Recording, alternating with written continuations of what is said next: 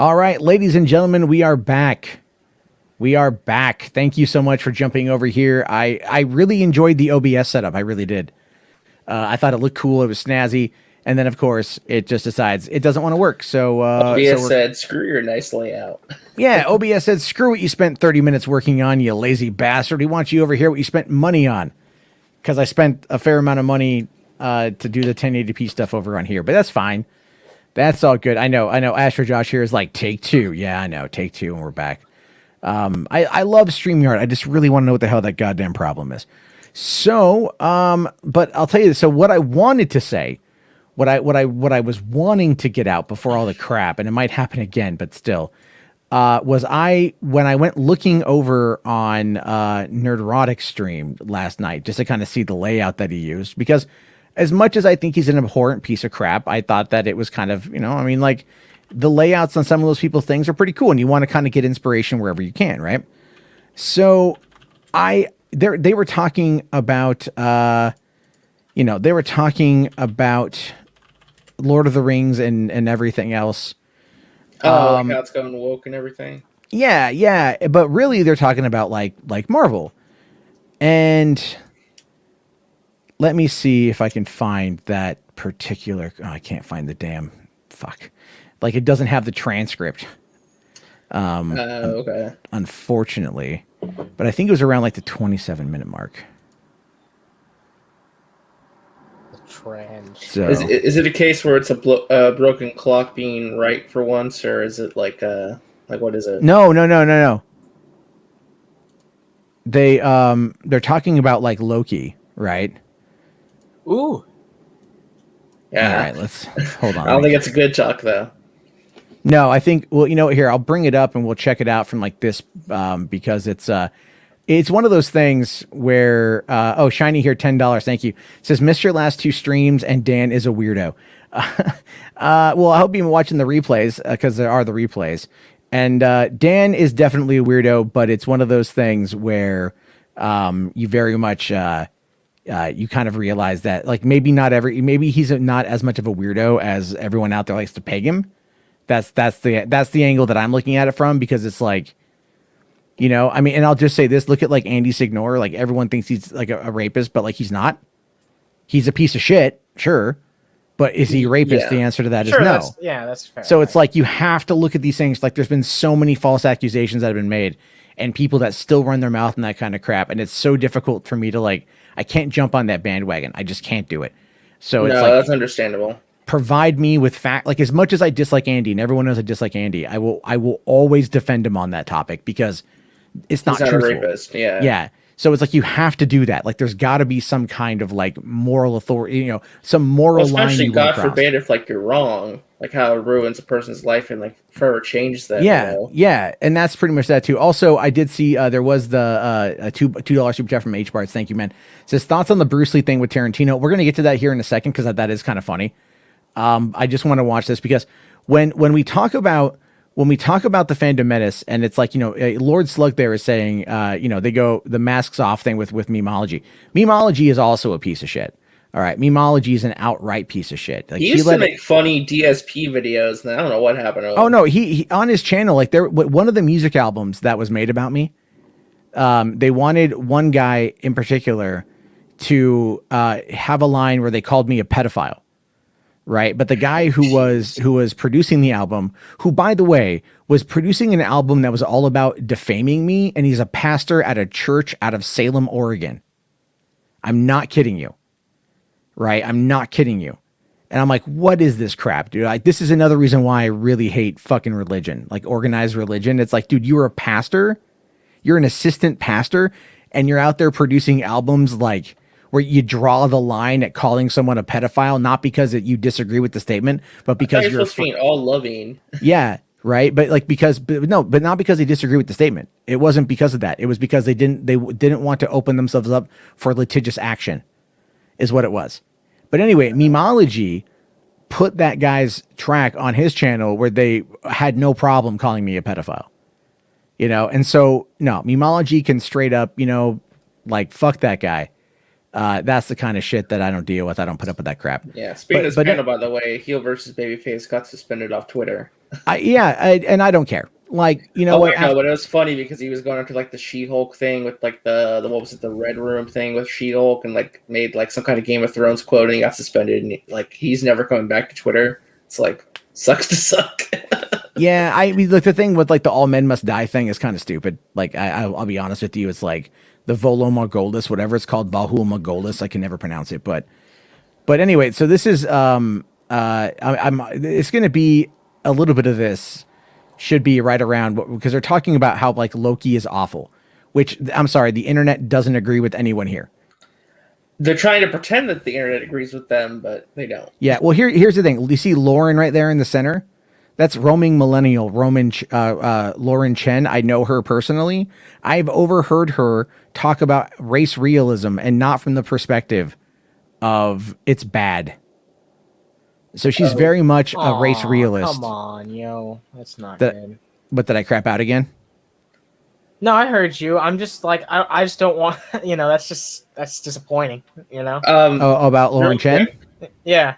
Real quick, I'm kind of uneducated and stupid. What the heck is a race realist? So okay, the overview of it is this.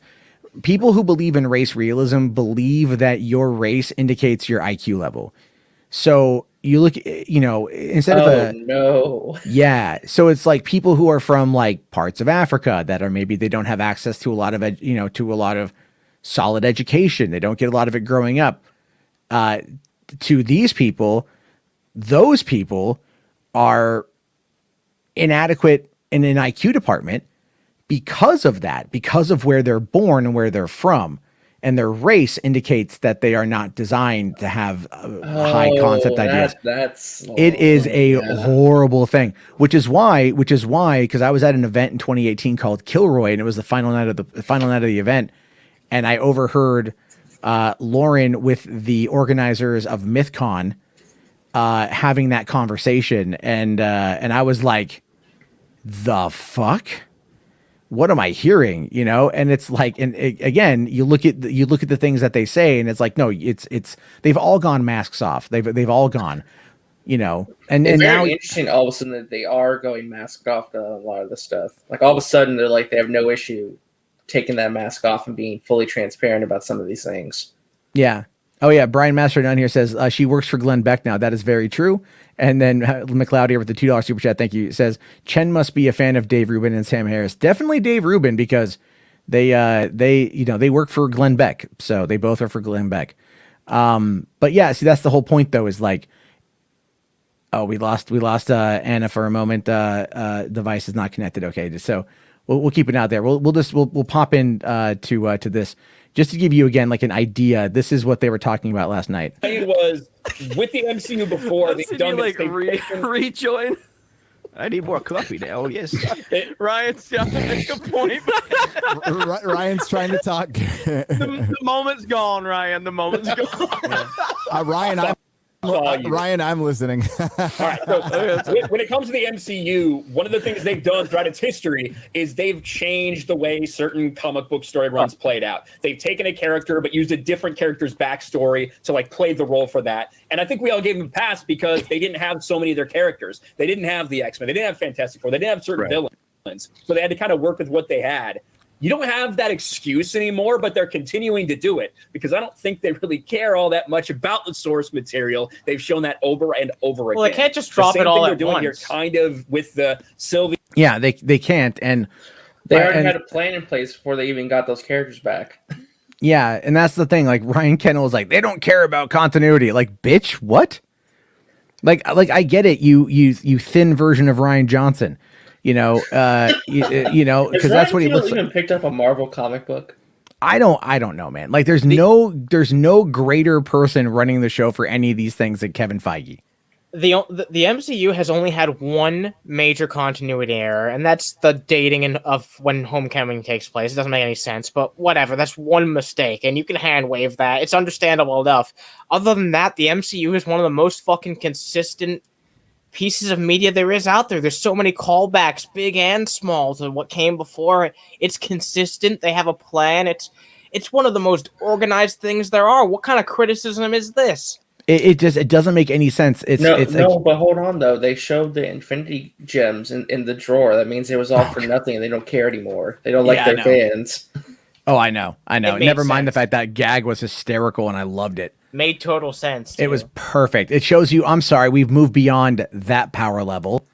Now we're moving into another power level. There's Something bigger Also shows far that the greater. TVA exists beyond that stuff. Like to them, they're meaningless. Doesn't mean it was meaningless for us to follow that journey, but for them, it's just like a little tiny blip on the radar. Well, it means that if Loki went in there and he went back to that desk and he grabbed all those Infinity Stones and then he fucked out of there, like he used the tent pad and he left, all those Infinity Stones would now be active. All those Infinity Stones would be active. Like that's the whole point in the TVA. Like none of that has any power. And that's the fact that like they don't understand that. That's what I just don't get. It's like none of these people are unintelligent, in my opinion. They're not unintelligent. They know what they're doing. This is willfully deceiving the audience. I think they know what's going on. They just don't want to actually like propose those points because they want you to be as negative as possible because that's what their audience is expecting from them now. That's what it's all about. So I'll be honest. I thought WandaVision was above average. I thought Falcon the Winter Soldier was above average. I really like Loki. I think these guys are just talking out their ass because like I've said about this multiple times before, the people like this, pretty much everyone on this panel, they wake up every day and they think to themselves, what can I get pissed off about for clicks and views today?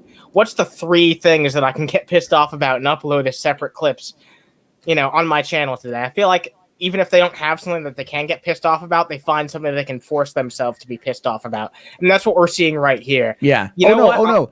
But listen, but you nailed it on the head. Mm-hmm. And right after this part is where, listen to heel versus babyface, especially in Nerdrotic. And we're talking full on.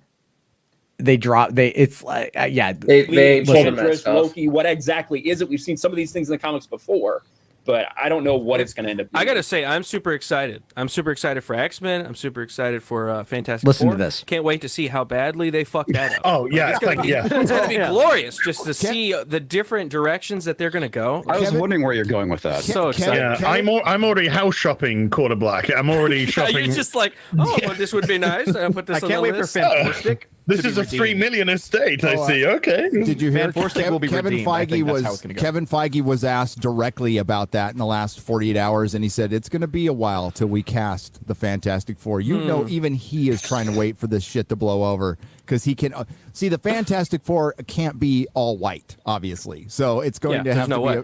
There's just no fucking way, and there's no way it works if you have a multinational family. Then you're just gonna. Then it's a super team, and it's not a family at the point. Unless, What? What Yeah. the hell? That is pretty fucked. That is, These are the same type of people who seem to like Shazam. A lot of these people, I've seen them say positive things about that movie. So what? Like, did that movie not teach them that sometimes family is the family that you put together? It doesn't have to be the biological family of you. All this and that. Yeah, exactly. They're idiots, dude. And that's a great message for a film that you can have. Anyone can be your family. That was one of the you can build aspects your I own actually family. liked from the Josh Trank Fantastic Four movie that Sue was adopted. That she was adopted into the Storm family already. That was one of the very few good things about that. I'll agree with that. Yeah. Yeah, it's. You keep in mind. I heard that minute clip. That's what I just randomly clicked on it. It's also really funny. These are the same people who said they would stop supporting and watching Disney Plus after the Gina Carano thing, but they're still making content videos and Disney Plus shows and thereby promoting them in a sense. Oh yeah, Just yeah, saying. and they're tweeting all every single Wednesday. And it's all piracy, folks. I'm just going to tell you right now, it's all piracy. They're not paying for a single goddamn thing. They're all just downloading it. That belongs on Right Wing Watch.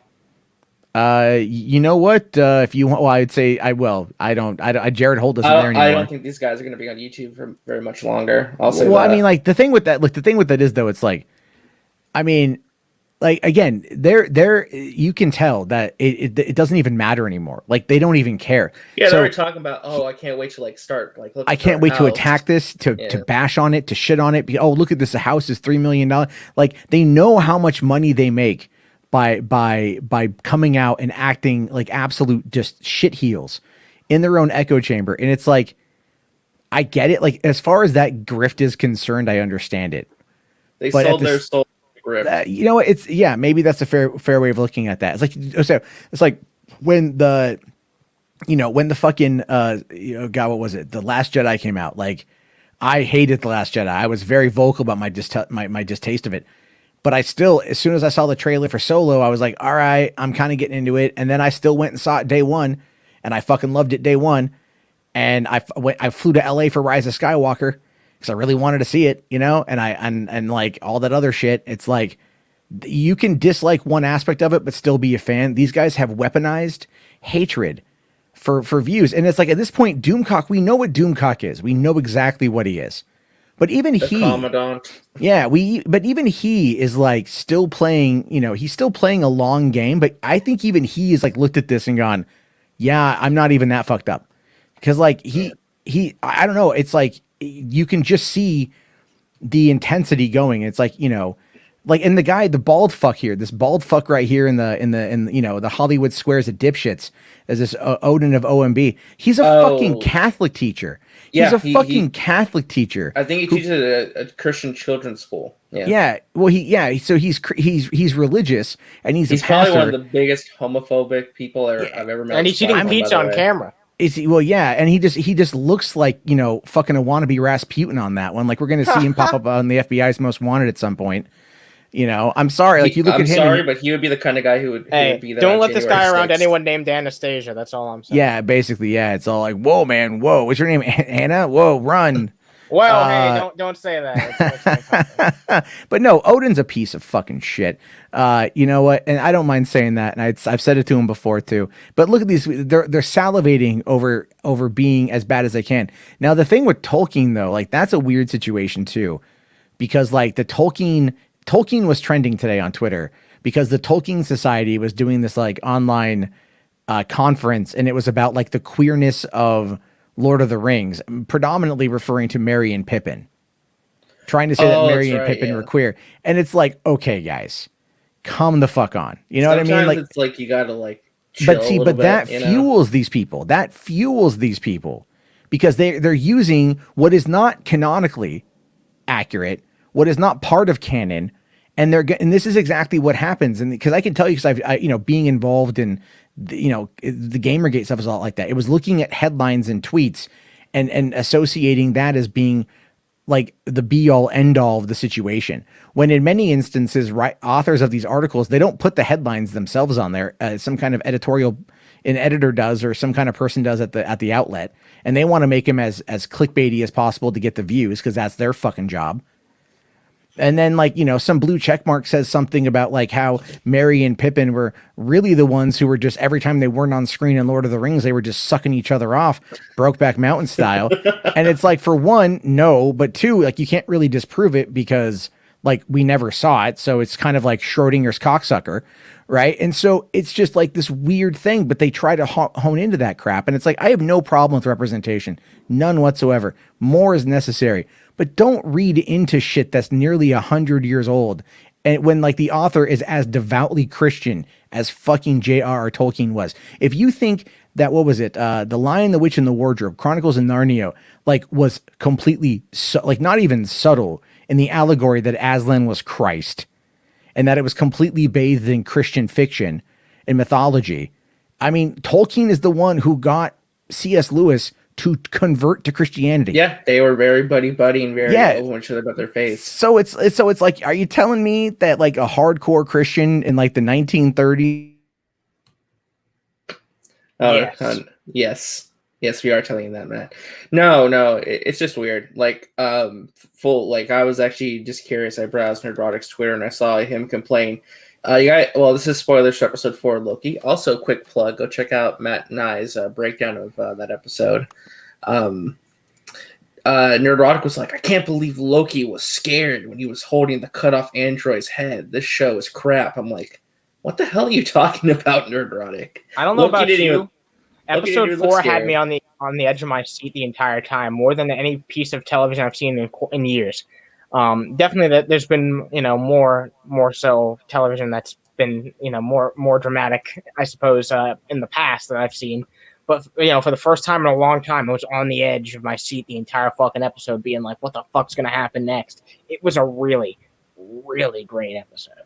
Yeah, I don't get. This is the thing. Like when they're talking about like Loki showing fear from looking at this android head, and you're like, yeah, because again, his expectations have been subverted. What he thought was one thing is not that thing. So now he has got to figure it out. And then he gets freaking disintegrated. He gets pruned.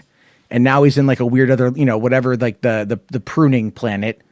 And he's hanging out with like 4 other Lokis. Who knows where the whole thing's going to go.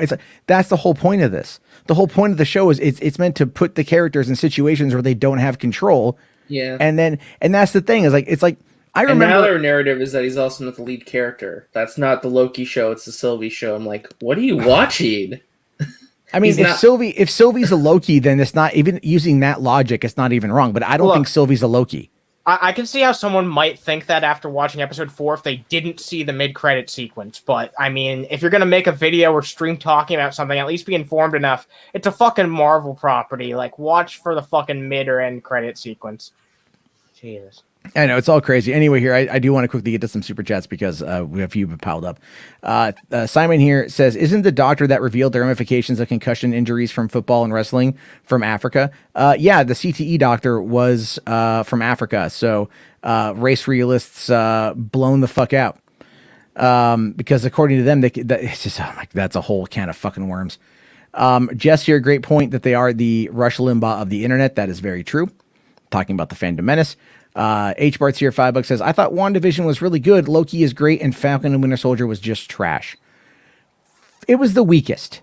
Like I just don't know if I agree with that. Because I think that it had a lot of emotionally poignant moments in Falcon Winter Soldier. It did. It was definitely the most emotional. Well, I wouldn't even argue that being the most emotional. I'm sorry. Like when Wanda looked at her children for the last time and said, "Thank you for letting me be your mother." No, that was very good. Yeah. That's like, oh my God, I was. I just think it had some very interesting conversations and a lot of interesting discussions and like debates. I think, and it had like a lot of great character growth for Anthony Mackie, for Sam Wilson. Sure, no, I agree. Yeah, it really made it feel like you're in the mantle. Like, and here's the fucking thing, right? As much I feel like Loki's shaping up to be the best, but these 3 shows are being compared, and they will continue to be compared because it's the first, in this, I suppose this amount of Marvel shows that we've been getting. But the matter of the fact is that they're kind of incomparable. They all have their own themes. They all have their own things that they bring to the table. And I feel like different types of people are all going to have their favorite one, except for, I feel like Falcon the Winter Soldier has the least people who have been saying it's their favorite, but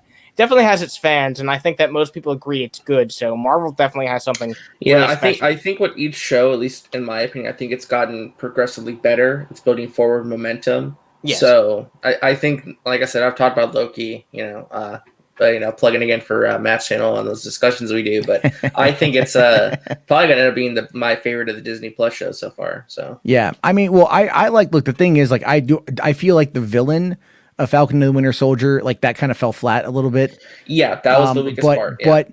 But the characterizations of Sam and of Bucky and their relationship, and coming John off too. And I loved Wyatt Russell as John Walker, and I like that whole arc as well. There was more good than bad in Falcon and Winter Soldier. I wasn't a huge fan of like the directing at times because I felt like, again, this was their first show, so they were trying to like, I think they were trying to hit. It was still better than fucking Inhumans, okay? Like, it was still better than. Yeah, you want to talk about bad Marvel television? Go watch Inhumans. Yeah, yeah. So it's that's how it is. Anyway, here, thank you very much for that H Barts here, Shogun Orta, $10. Thank you so much. Now talking about Loki here, says Matt, the Stones being in the drawer irked me because they could still be a threat. TVA is omnipotent, but are they omniscient? I can't pronounce it. I'm sorry. Omniscient. We still have a lot of fucking questions to be answered. I'm not sure how many they'll be able to answer in 2 episodes. I hope they're a little bit longer to compensate, but we'll see what happens. Well, okay, so Lady Loki in the second season. Yeah, well, it says here. Well, we don't know yet, but they said it could have a second season. They haven't cared. They've said that about every show, though, right? No, WandaVision, they've confirmed limited. Falcon and Winter Soldier, they've confirmed limited because they're doing a Captain America 4 movie. I was almost positive that they were saying at some point that they could do a second season of Falcon and Winter Soldier. I mean, I'm sure they might do something along those lines, but the popularity of that show having surpassed WandaVision and then the announcing of Sam Wilson as Falcon. Yeah, we're just gonna get Cap 4, right? Now we're getting Cap 4, and that's gonna be Cap. It's gonna be Cap and the Winter Soldier, right? It's probably what it's gonna be, and so it's Sam and Bucky are gonna be teaming up again, and I'm gonna be there day one, 100%. So like, and then I'm hoping to do another show because I want to spend more time with those characters. But it's also again like $1 billion movie potentially. So there's that.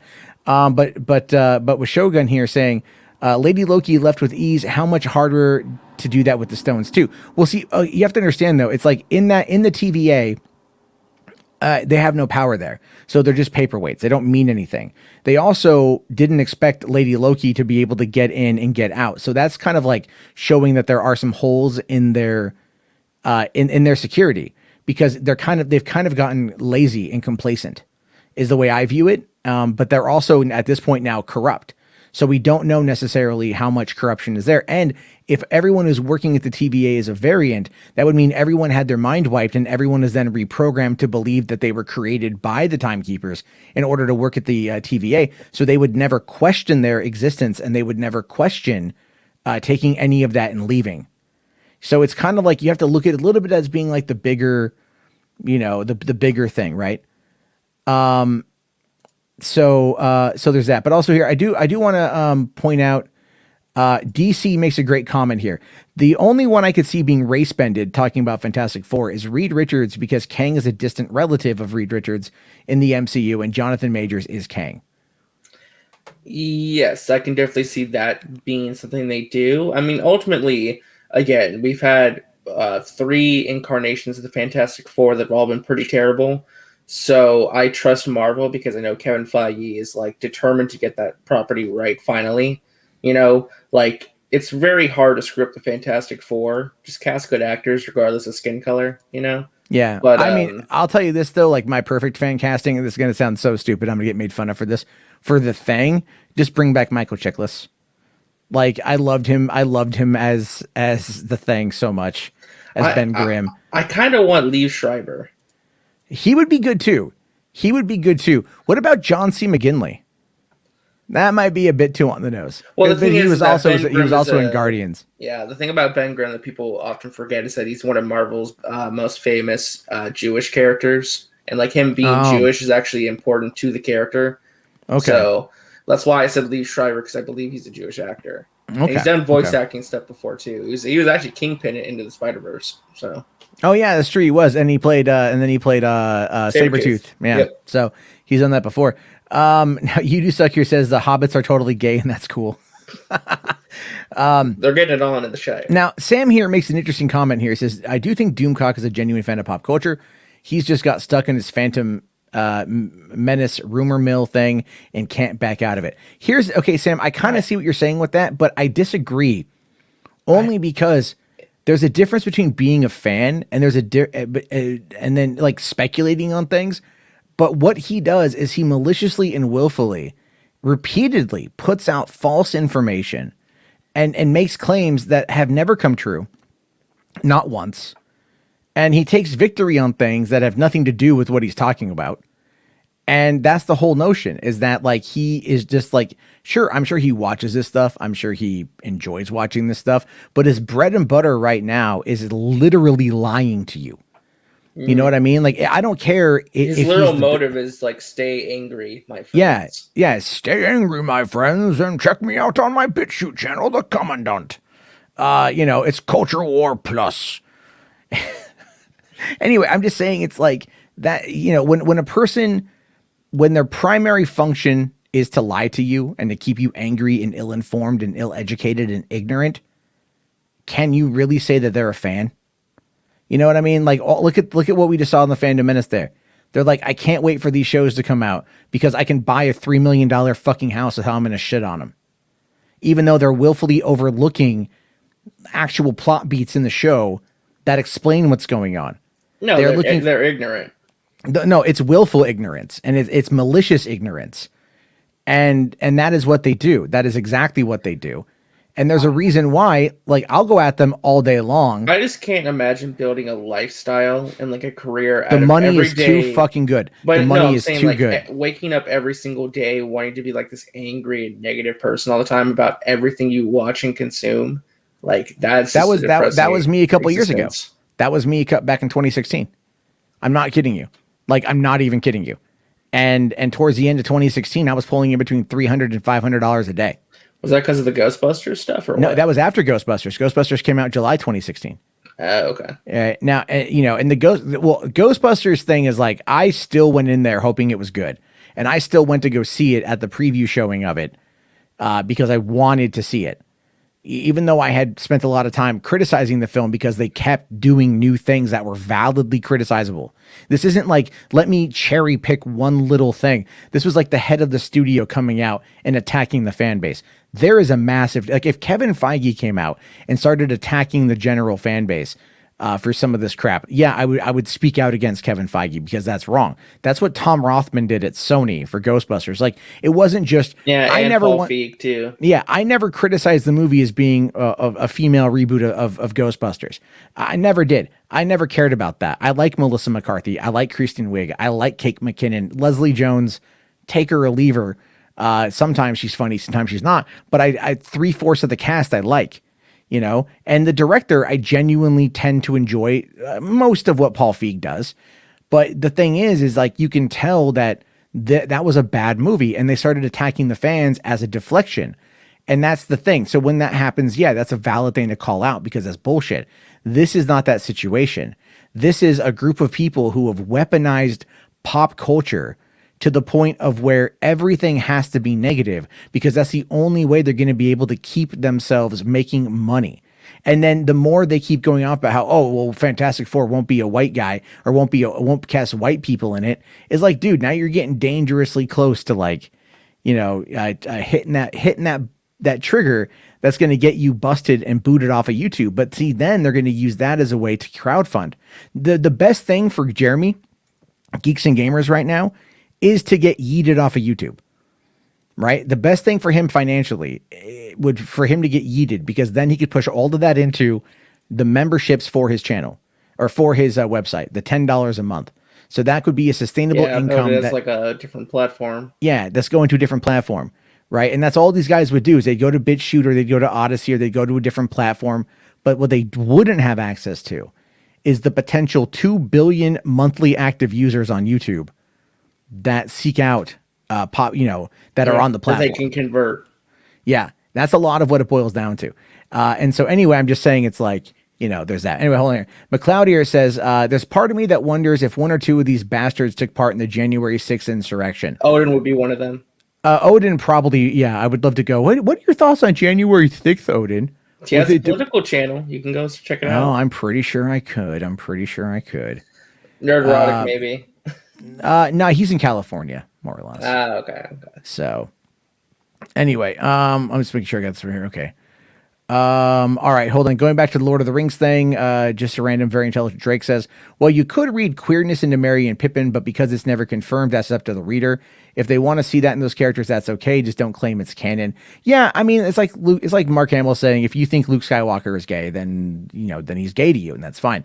But that's the problem, though, is people sit there and they go and they make all those comments. They go, oh, this is real. This is real. It's real. Like, no, a lot of this shit's people's opinions. Well, that's why Anthony Mackie got into a little bit of some fire from some Marvel fans, because they're like, he was very adamant that no, they're not gay. Like, he wasn't saying. Well, his terminology was the exploitation of homosexuality, and the thing is, he's right. And then, because again, he says that right when Luca comes out, and Luca is a story about two guys being friends, two young teenagers. One having his parents are gone, so he's got no boundaries, right? He's got no control, and he's lonely and he's seeking a family. And the other one is one who's trying to get away from his family because they're too controlling, and they find each other and they form a bond. But because they form a bond and they're men, there are a ton of people that are like, no, they're gay, and it's like, no, they're not. Well, I've seen some claim that Luca, in a way, is kind of like a queer-coded story. You know, like, but that's like the sea monster thing is like, you know, getting outed or something. Like there's allegories there that you can has it read ever into. occurred? Did any of these fuckers go through goddamn puberty? You know what I mean? Like everyone has days No, where I you agree. feel like a sea Sometimes monster. People read way too much into They stuff sometimes. and then they read too much into it, and when you go, you know, then they get in their Tumblr blogs and their little fandoms there, and that echo chamber that loves all that stuff, and then they start running with it, and then all the think pieces come out, and people go, wait a minute, hold on, like that's not at all what was in the movie. Even the creator of it, the creator of Luca, said, no, it's a coming of age story between two friends. That's what he has said.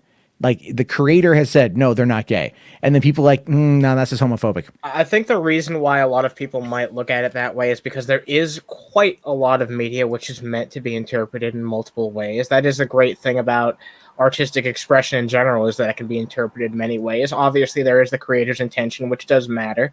But you know, sometimes the creator intends there to be multiple ways that you can read something. So I can see, unless someone explicitly comes out and says this is the message, which I feel kind of ruins the magic of it. I feel like, honestly, creators should just kind of leave it ambiguous unless it's really being misinterpreted by like some hate group or something like that.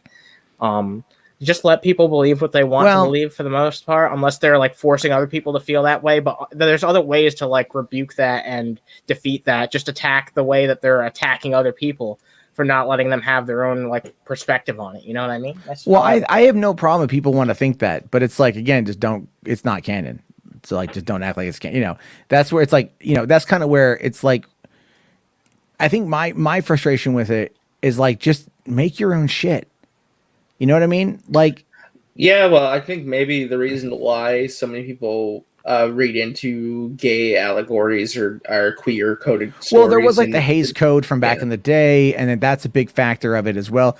And I get that, but it's I think like, it's because there's a lack of gay representation. Well, Major franchises. No, and you're not wrong. You're not wrong. I'll say this: like, is one of my favorite things about True Blood was the romance between Jesus and Lafayette. Right? Like it was a really sweet love story. And I was really happy when those two characters got together. I was like, oh yeah, all right, Lafayette, you get that. Yeah, you get that, boy. It's like, I'm all for it. I'm all happy for him, like 100%. It's like, but that felt, it was a natural, it was part of the character, you know, and it was a natural progression. It's like, what I feel is these people don't want, like, look, foreplay is kind of ruined by pornography. Let's be fair. Right? Like it's just, what I mean by that is people, they want to rush into everything. They're afraid of taking their time with it. And you have to build these relationships, because gay relationships are the same as normal relationships, right? Because they're normal relationships, you know, and every relationship takes cultivation and time and building into it. And that's really what it boils down to. Like, that's the whole point, is like, my take on it is this: if you want gay marriage, gay relationships, gay people to be seen as normal, which I do, treat them like they're normal. You know what the problem is, though, is that it turns out a lot of the time these big corporations, they're not willing to actually put that type of representation in without because of other countries. Yeah. Well, yes, but also not without making it blatant. It's like they want a pat on the head, like, look at us, look what they did. Like, you know what? It's never. Well, I mean, sometimes they do put it in subtly. I'll say that, but usually that's so they can edit it out easily, right? Well, yeah, I mean, look at you know, Star Wars, when the kiss, or Beauty and the Beast, where like LeFou looks at that guy, right? Or they dance real quick and they share a glance, and like, that was too gay for Russia. It was too hot for Russia, you know. And they banned the movie in Russia in 2016 or 2017 as a result of that. Oh, Russia. Russia.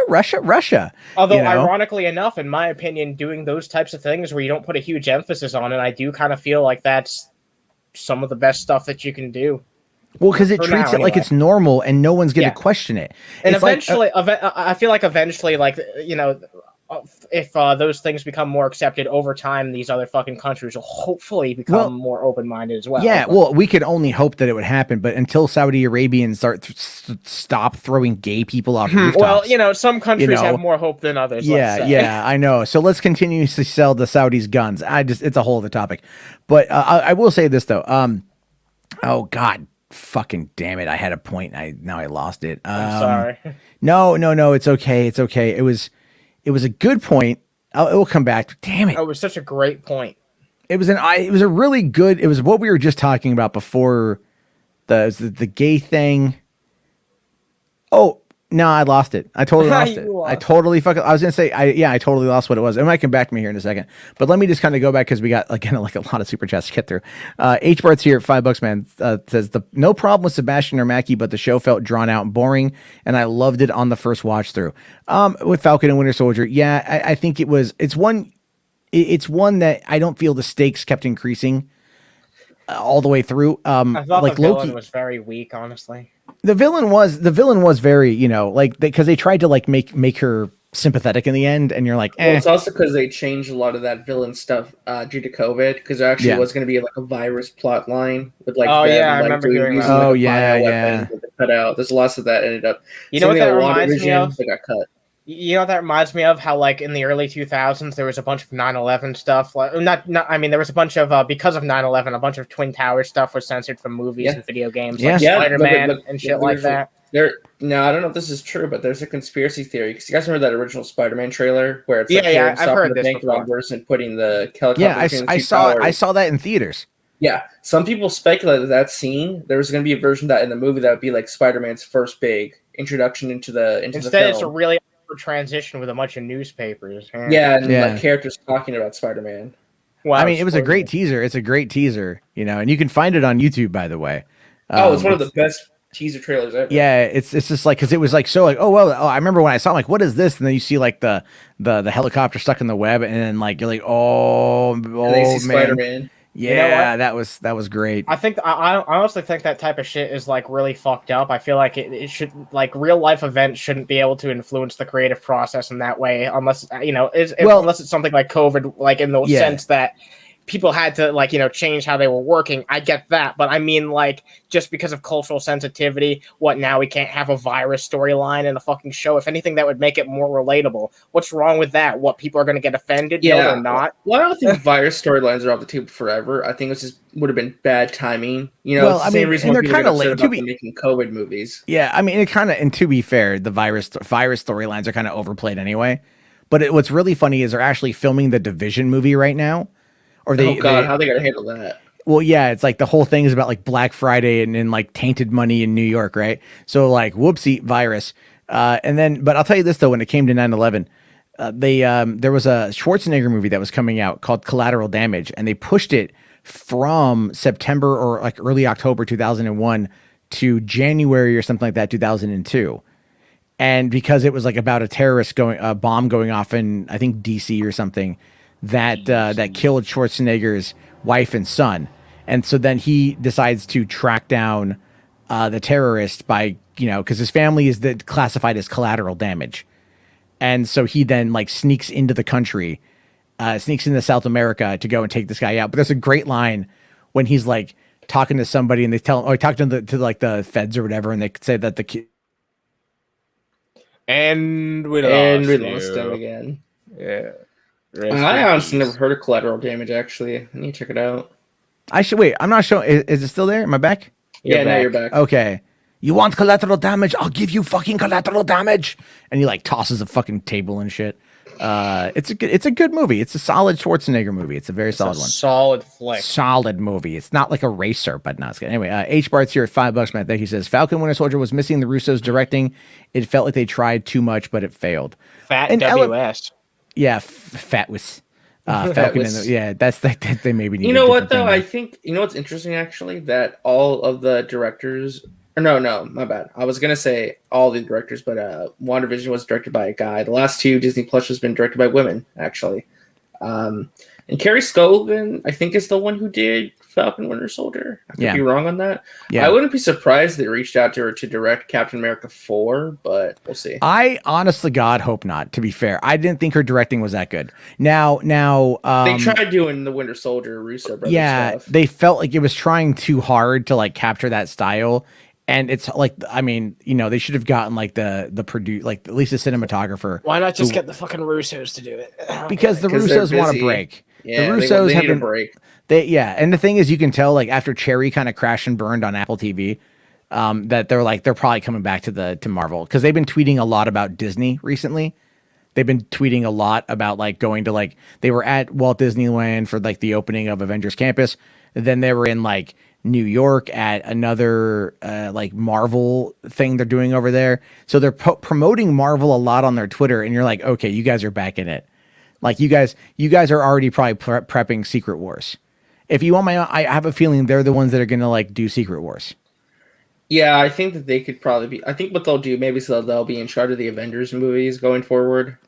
You know? Yeah, probably. It ain't gonna be Joss Whedon, I'll tell you that. Well, yeah, unless I mean they could do Wolverine. You know, they talked about they really want to work on the Wolverine character, but I think I would, and again, in Russo's I trust. Hold on here. McLeod says Jesse Gender delved into Anthony Mackie's comments, which further dives into the conversation of fan shipping. What did Jesse Gender say? I don't know who Jesse Gender is. I think it was basically talking about like, you know, because I think they were responding to the claims Anthony Mackie was homophobic, and it was them trying to explain like, no, that's not what he is. It's just a misunderstanding of what like how gay fans in fandom ship or something. I don't know. It's like, I don't know. It's probably like an interesting video. Isn't there like a Tumblr blog for that or something? I mean, I'm just saying, it's like at this point, oh my God, you know, like just look, write your own shit. You know what I mean? If fucking E.L. James can write an erotic fan fiction of Twilight and then turn it into like $1 billion movie property, never mind all the copies of the books that sold, and do all that, what the fuck are you doing? That's my question. You know, what are any of us doing at this point? It's like that the story of E.L. James and 50 Shades of Grey, as much as I hate the franchise, is fascinating beyond belief because of like her turning fan fiction into an original property. Why isn't every fucking fanfic person out there, every shipper, writing their own fan fiction, perfecting their craft, and then turning it into something? No, trust me. Some people have. I think Jackie Nicholson did a video about like a 50 Shades, like instead of it being Twilight fan fiction, it was like a steamy Raylo book, like a fantasy book that was trying to like take inspiration from Star Wars and the shipping between Kylo Ren and Rey. And they tried pushing that as like a big fantasy thing, but it flopped. So well, I mean, again, the thing is, here's the thing is, you can't sell it as fantasy. All right, you got to sell it to housewives. Why do you think 50 Shades of Grey worked? It went to housewives, ate it up, man. They ate it up. It was because Housewives. I'm telling you, it was like housewives. It was stay-at-home moms and shit, dude. Like that was the primary, and then that you're like BDSM, like gold rush. You know, around that time there was like a lot of books that were coming out. Hell, when I was living in LA, when those books got popular, and on Craigslist, I was looking in the writing gig section, and there was so much paid work for erotic fiction. Yeah. I'm not even kidding you. Like this one guy I know who was a writer on the first season of Mighty Morphin Power Rangers ended up like he was answering these ads on Craigslist. He's writing like gay erotic fiction, and that's how he was making some money because it was such a big thing at the time that people were trying to capitalize on any way that it could. It's like, do you want to get a collection of these erotic stories from different authors? Like, you know, like, all right, like the Valley of 1,000 Penises or whatever the hell that Mr. Garrison. The Valley of 1,000 Penises. No, did you ever see that one? Like the Mr. Garrison one where it's all like the Valley of the Penises?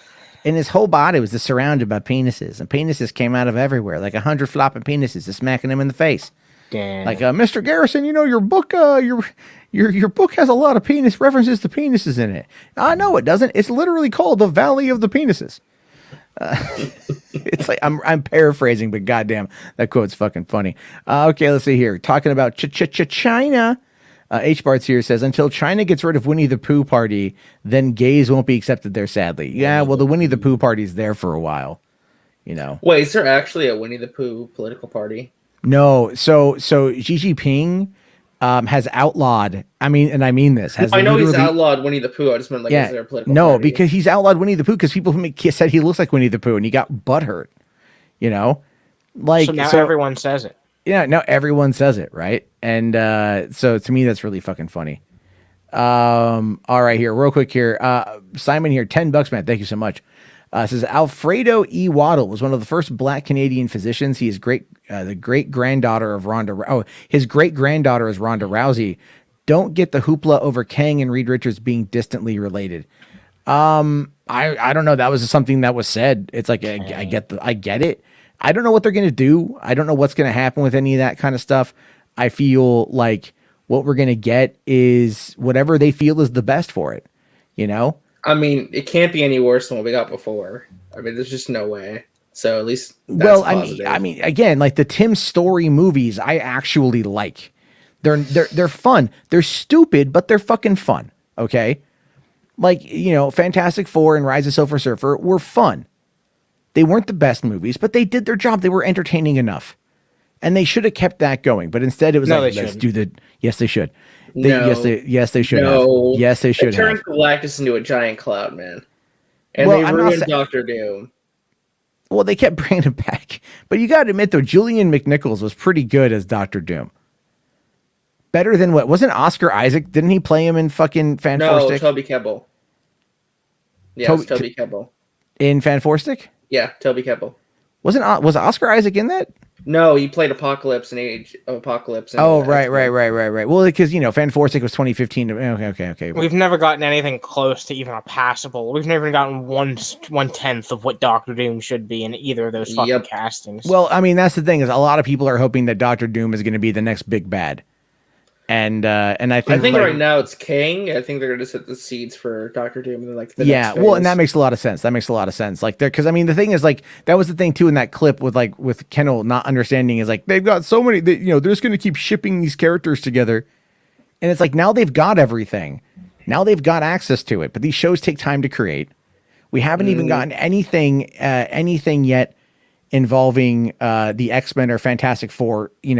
We're still in like what Marvel already had access to with those characters. Yeah, they already had a plan. They're not going to just go rush through stuff or change things up just because they have new characters. I just don't get it. You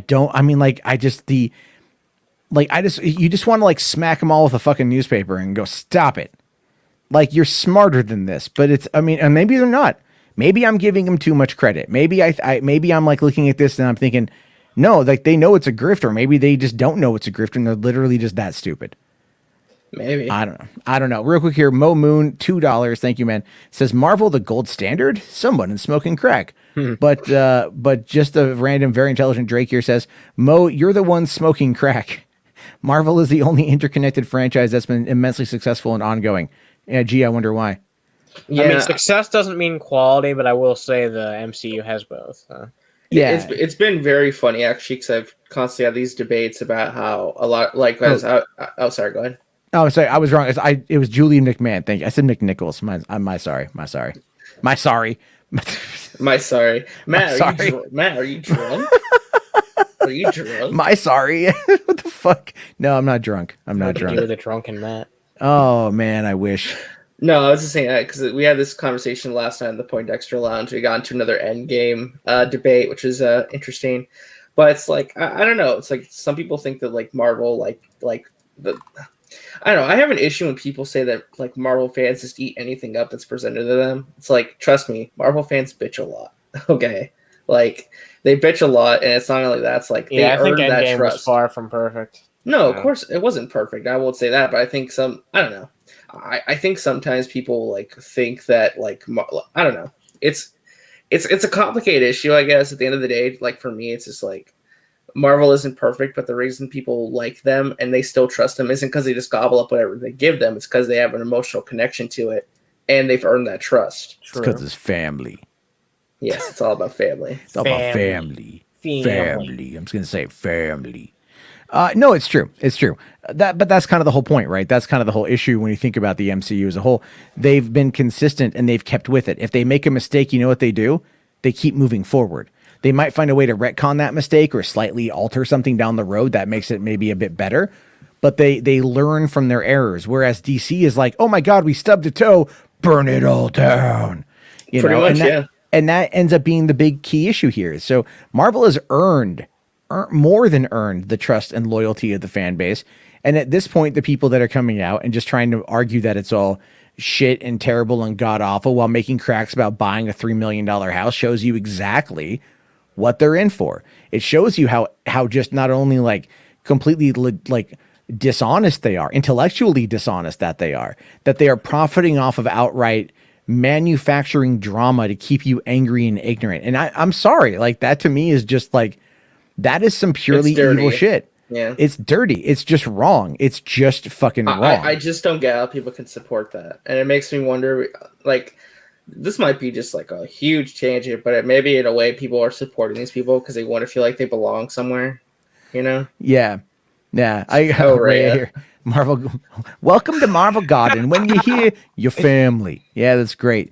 When's the last time you've been to an Olive Garden, Matt? A couple years actually. Yeah. We have one down the road from me. Funny story. I've actually never been to Olive Garden. You're missing out, dude. Unlimited. Do you get free breadsticks? Yeah. Yes. Yeah. Okay. Literally almost any like sit down restaurant you go to, you'll get like breadsticks. Or like you go to a Mexican restaurant and they'll give you like unlimited chips and salsa. Why? Yes, because they're trying to fill you up on shit. So like you'll buy something expensive and then like you'll eat half of it and then you'll take the rest of it home, but you'll come back the next day. But I will say this though, Jess makes a great point. The DC animated universe was a good competition for Marvel, and Marvel animation has been bad since the Lionsgate times. That is true. Ever since they left distributing through Lionsgate, the Marvel animated stuff, in my opinion, has not been as good. I love the animated Doctor Strange movie. That was probably the best animation Marvel's done, but that's why I'm very excited for like Ultimate Avengers, Ultimate Avengers 2. Oh yeah, that's Hulk versus Wolverine was great. Hulk versus Thor was awesome. You know what surprises me? I'm surprised Marvel hasn't scooped up Bruce Timm and been like, "Hey, you did some really good magic with DC back in the '90s. How about to do that again?" Because they don't put value in that. Their MCU is so successful that they don't need to put value in the animation. But they don't want another successful franchise to even prop up and help. They probably that would should. appeal to children. That would appeal. Well, to look at children. Earth's Mightiest Heroes. That was a big success, but they ended that show too. Well, I'll put it to you guys like this: do you know how many fucking Tinkerbell movies there are? Way too many. Six of them. All right, and they've been coming out for like a number of years now, and they got a lot of merchandise sales though. A lot of merch, a lot of sales. I mean, like Tinkerbell, they're on average their budgets are like $30 million a piece for those CG movies. But my daughter recently got into watching them, so I've had to watch them, and I've watched all of them a bunch, and it's like I don't really like any of them. But the kids love them and the merch is there, so they're making the cash.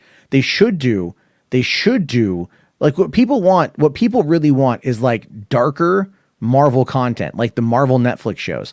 People really want that kind of shit. Give us an animated Punisher movie. Set up a division of some small side company and then have them just do Marvel animated content and put it out there in a way like DC's doing. Because here's the thing, we're not really excited for like DC movies, but it's like, oh, they got a new they've got like 4 or 5 fucking Batman movies coming out this year on animation, and you're like, all right, those are cool. Yeah, because I trust that. Like this year alone, they got Batman, Long Halloween Parts 1 and 2, and I think next year they're gonna have the Injustice movie. Well, the thing is like they just released Batman, the Long Halloween Part 1, which I haven't seen yet, and Part 2 comes out like at the end of this month. So it's like they're putting them together pretty quick. And then that's going to go out, and that's going to be on HBO Max. I know Harley Quinn season 3 is coming this year at some point. Oh, I can't wait for Harley Quinn. I know. I'm excited for that myself. And they've got like a bunch, like they got the new Mortal Kombat animated movie that's coming out, which I'm excited for because I really enjoyed Scorpion's Revenge. Yeah, and that's going to kind of tie into the. I look that as being kind of part of the DC animated stuff. Not that it's like tangentially connected. What's really funny though, that the Mortal Kombat animated movie was kind of better than the recent live action ones. I haven't seen either yet. Oh, you haven't seen the new live action movie? I haven't. Wow. Yeah, I need to get rid of my HBO Max because I'm just not watching it. I just don't. I'm just nothing about it. It's like no, Matt, you need to keep. You got to keep supporting it so you can get the Snyder Cut restored. Oh my god, go to bed, Enosh. Okay, go to bed. Anyway, real quick here, Shiny here with $5. Thank you. Says, was Lauren Chen in that stream just to get clout?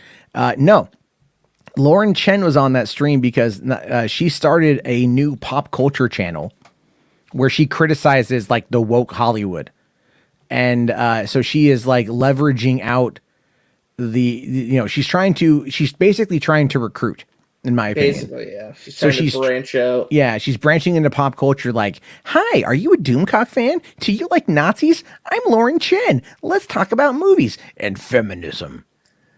And yeah, I mean, that's basically what it is. And it's like, and you know, the people watching that stream are going to be like, whoa, woman. Whoa, you've got 2 Asians on the stream and they're both women. That's, and like, I don't know. They're fucking like, they're all pieces of shit, in my mind. Let's see, H parts. Sex Snyder copium. There we go. 75 YBA here says she's grooming, which is very true.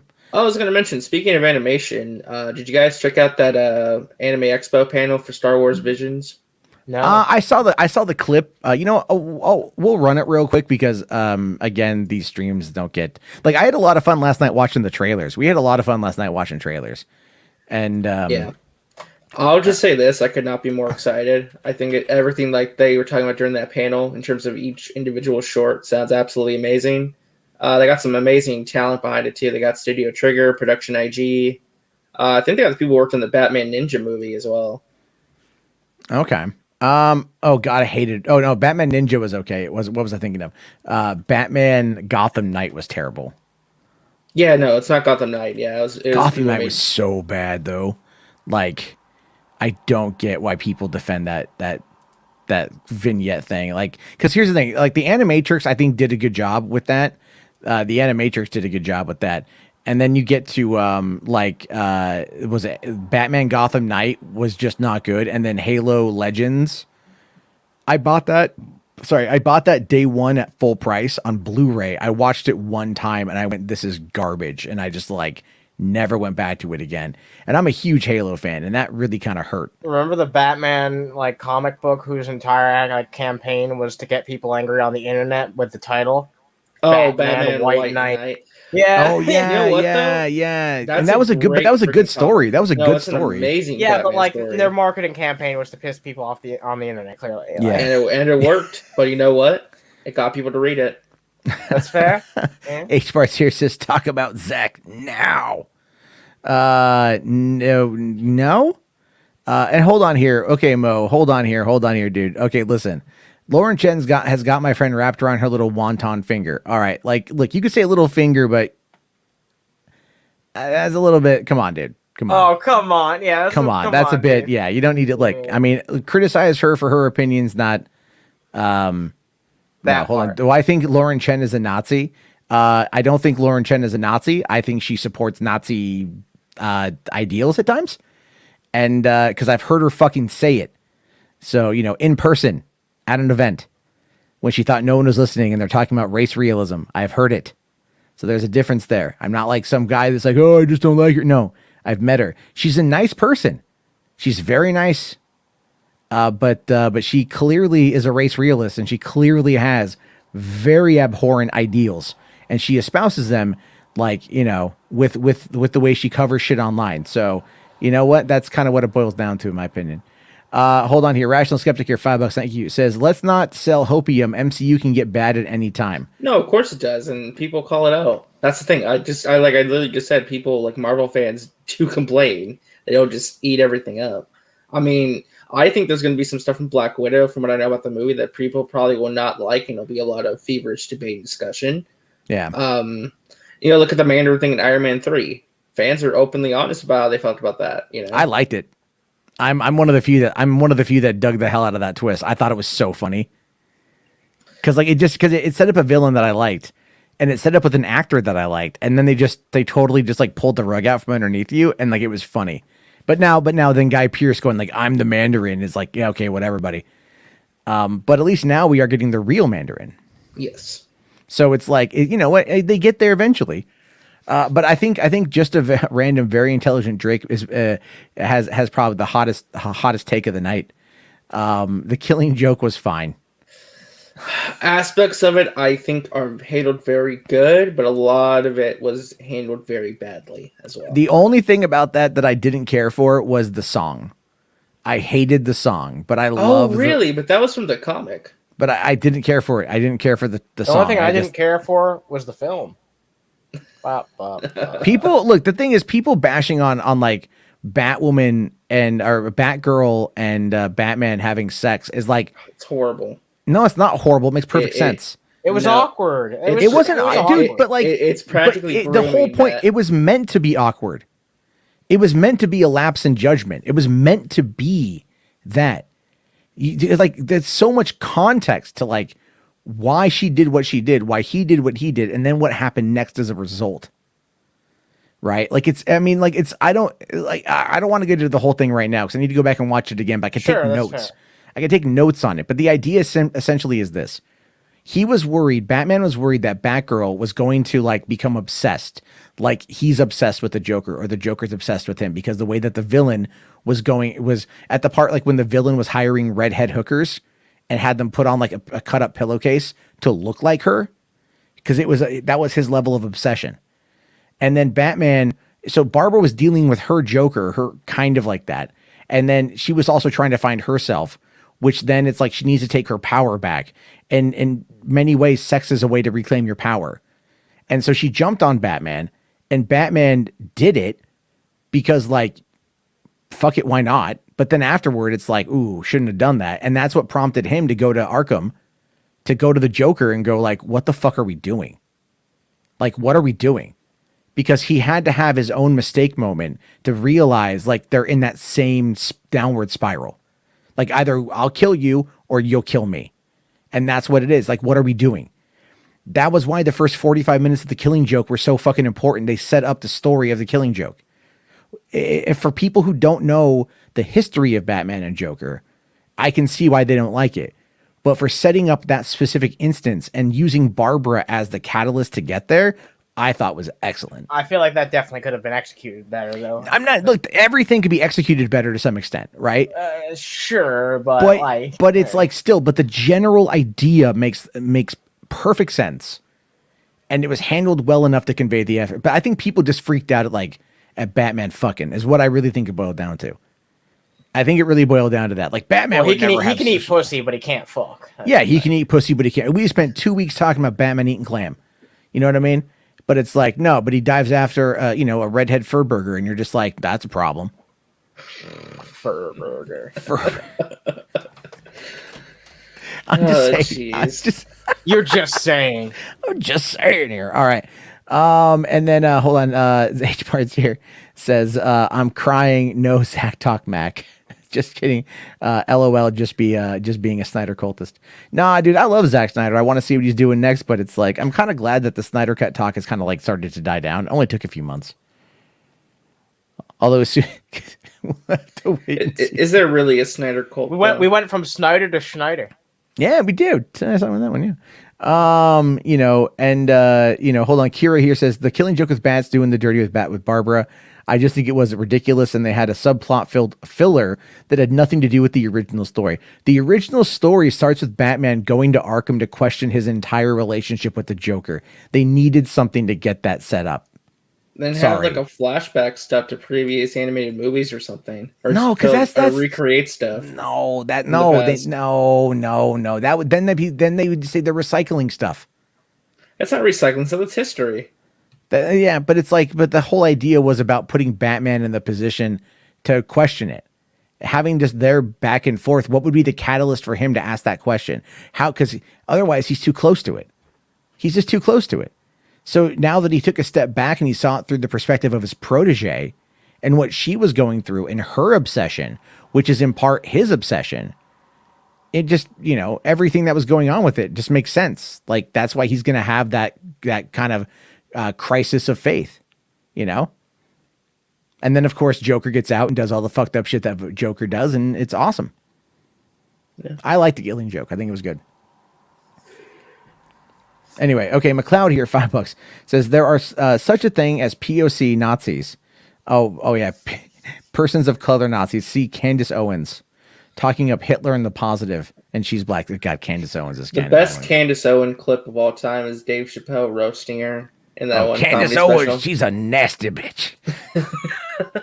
Yes, that was great. That was. By the way, speaking of the Mandarin, real quick, this just came into my head. Do you think we'll see Ben Kingsley come back in that movie? I am hoping, because have you ever seen the Hail to the King one shot?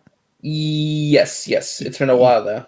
I think it was on the Thor Dark World DVD. Yes, it was. I wish they would do more of those. I miss the one shots, man. Like Lou D'Esposito did such a great job with those. That was the only one shot, right? No, there was a couple others. There was a bunch of them. You had the Consultant, which was Coulson and Sitwell having a conversation about how the Shield was trying to set up the Avengers, and how they needed to get they wanted the Abomination to be on the Avengers, not the Hulk.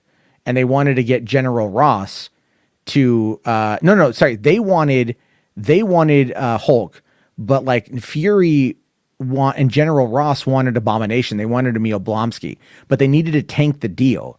So that's why at the end I think that was like the World Council, and Ross wanted Abomination. Yeah, remember they were in charge of Shield. And so they were they sent in Tony Stark, who Ross hates, to fuck up the deal. That was what. It makes sense why that post-credit scene exists. So yeah, the post-credit scene of Incredible Hulk, when Ross is at the bar and Tony Stark pops in, the prequel to that is The Consultant, which was Sitwell and Coulson setting up the deal. So that gives you a little bit more insight into that one. You've got like the one on the Avengers was a bank robbery with like Lizzie Kaplan. Yeah, so they stole the Chitauri weapons to break into a bank. Yeah, and that was an interesting little one. There's Hail to the King was one. They did an Agent Carter one with Haley Atwell that actually was so popular that's what led to the Agent Carter series being developed and put out for 2 seasons. They did a bunch of these little one shots, and then they just stopped doing them. And it's like, man, I know. really cool. I miss when they did them. I don't know why they stopped. Probably because they just started expanding out too much, and they're like, maybe the DVDs weren't selling as much. Maybe no, that's not true. Maybe they thought they just, people weren't buying like the special editions, because the special editions, like those 2 disc sets and shit, like, I don't know. I don't know why. If I ever get a chance to talk to Lou D'Esposito, I'd ask him, because I love those things. Those were great. They expanded the lore in just fun little quick ways, and it's like I love the one they did. It was the joking one that they did with Thor hanging out with like that Dave guy in Australia. Oh, dude, that was amazing. And they talked about like, why wasn't he there during Civil War? Why wasn't he? Where was he at during Civil War? And he's just hanging out like in an office like setting. It was pretty funny. Let's see here. Hold on here. H Bart's here. It says Steven Crowder is a Mitch after what happened with Sam. That is very true. But we don't need to go into that right now. I think you missed Rational Skeptics. I did. Sorry. Yeah. Opinion on the Star Wars multiverse. Not going to happen in the way that you think. There's no way they do a traditional multiverse. They're not going to. The thing, they might play with the timeline a little bit, but they are not going to do between worlds or whatever. Yeah, and they're not even going to spend a lot of time on that, to be honest with you, because the reason why has a lot to do, in my opinion, is like they know the timeline. We have a timeline. They don't want to deviate from that timeline too much. And so like when they went into the world between worlds in Clone Wars and they went to find the father, the son, and the daughter, that was like a 3-episode arc, I think. And they went into it and then they left. Yeah. Right? Because like showing us that the Force has many more abilities than we know of. It does a lot more than we know of. But it's also not going to be something that they're going to focus on immensely. Look at the ending of what was it, the Clone Wars, when you had the bird flying overhead of Vader as he is surveying, when he finds Ahsoka's lightsaber, like, in the symbolism of that because of what it ties into with the Clone Wars. So it's like they're going to play with it. They're going to play with the multiverse. They're going to do a bunch of that kind of stuff. But I don't see them. I don't see them doing anything where it's going to like inherently change it. You know what I mean? Yeah. Like it's not going to. And technically, to answer Alvy Green's question, technically they did do time travel in that Lego Star Wars Holiday Special, which I thought that was actually pretty good.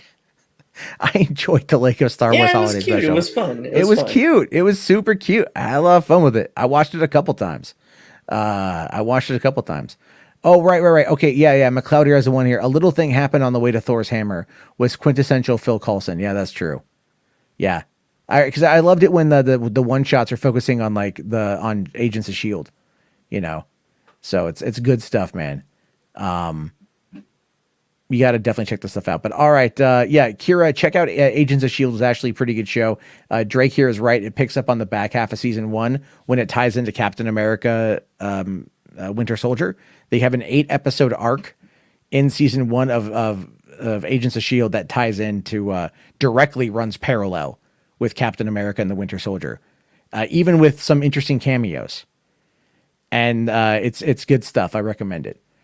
So yeah, I like I do that. All right, hold on. Let's see, Shogun here says maybe they're playing with fire because Star Wars is like the Bible to a lot of fans. I don't know. I mean, they're playing with stuff.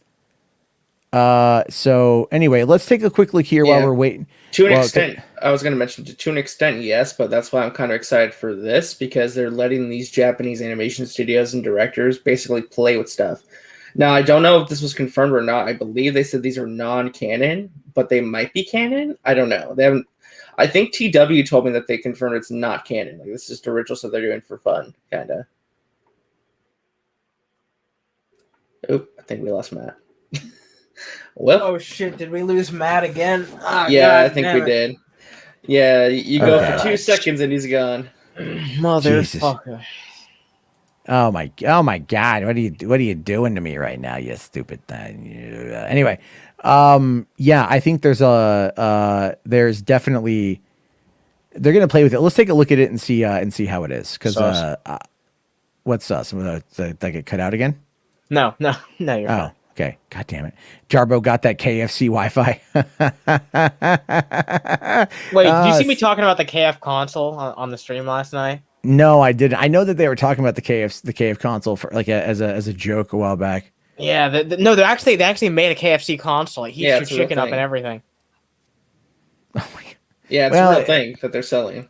Yeah, know what? Honestly, at this point, it's more real than the Amico. Are you gonna buy a KF console? Oh, that was a low punch. That was that.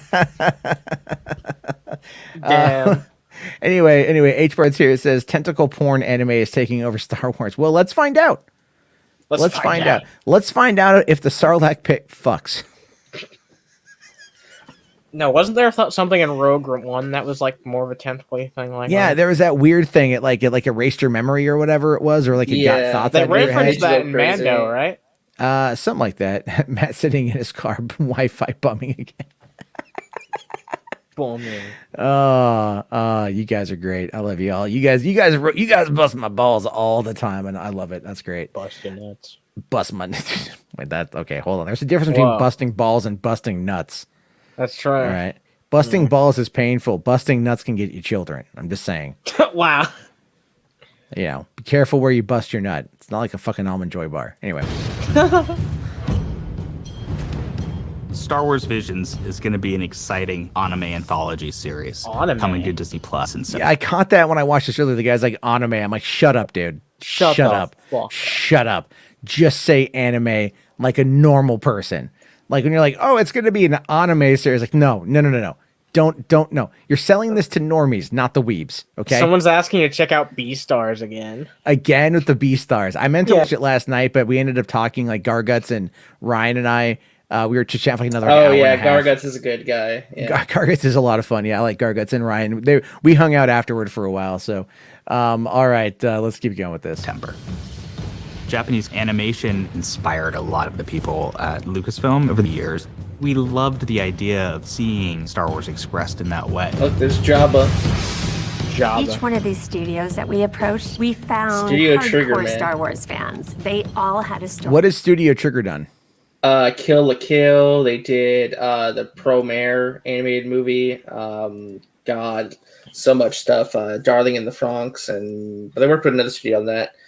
And they got Production IG, and they got Studio Saru. They got a lot of talented studios on this. This is actually pretty exciting, honestly. It's finally a furry. Yeah, it's like a bunny alien. Look at it. It's like Judy Hopps' more redneck sister. Hashtag. Hey, I'm not going to say no to that. Like all I'm saying is that I'm not going to say no. Trust me. No. Matt, you should do a Rule 34 search right now. See if your internet's already at work. No. Hold on. I'm not going to do a Rule 34 search right now, but I will say this was posted. We were talking about this last night on the stream, and it ended up this ended up getting shared in my Discord, and I was just laughing my fucking ass off at it because it was like someone went looking real hard for it too. So they did Judy Hopps cosplay. Yeah. And you know where they took that photo at too? That's San Diego Comic-Con, baby. That's a convention center right there. I recognize the top of the building. So yeah, I thought that was pretty funny. All right, let's dive back in. I mean, it's like, yeah. Anyway, let's go. Story they wanted to tell. 初めてスター・ウォーズの企画って言ったらもうあれなんかこのような夢のようなことができるのかなっていうふうにはちょっと思いましたね。いやもうついに来たなと。もう待ってました。その時の提案の内容がこれスター・ウォーズでこれやっていいのかっていうなんか面白いものだったんで。We were looking for something from the heart and soul of the individual creators. They are their visions through the lens of Star Wars. There are so many genres at play. Big and bold, romantic and sweeping, funny, comedic. で、この作品独自の、ところスタイルとしては、ロックオペラということで。Yeah, that one's called Tatooine Rhapsody. Wow. Yeah, it's about a Hutt competing in a rock band, and Jabba the Hutt and Boba Fett are in the audience voting on it. I think it actually looks really funny and kind of cool. It sounds really weird, but it actually sounds kind of dope. So you said these are supposed to be non-canonical, right?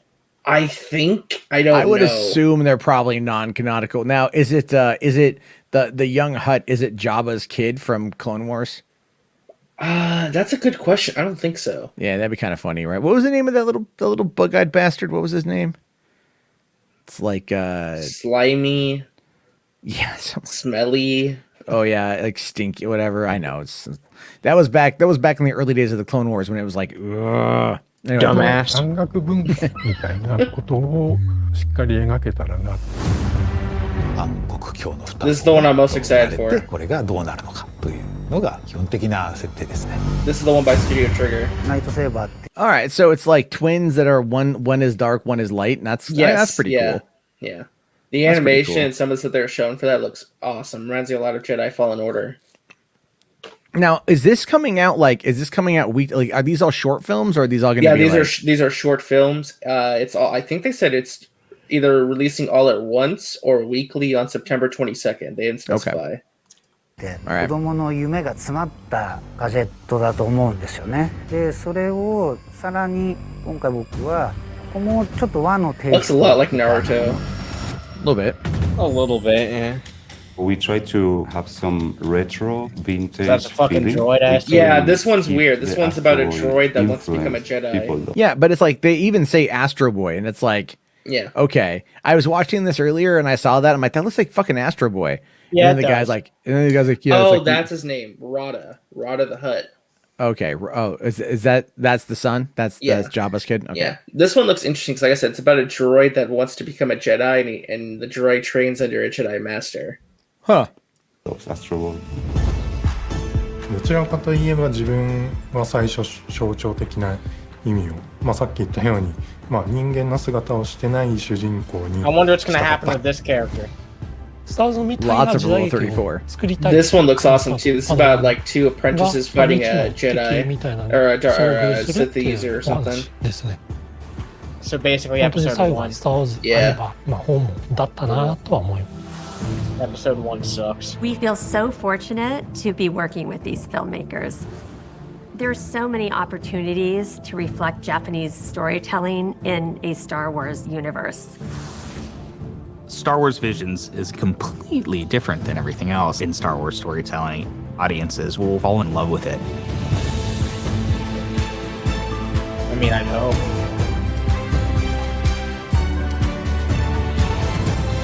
Let's see if it sucks or if it doesn't.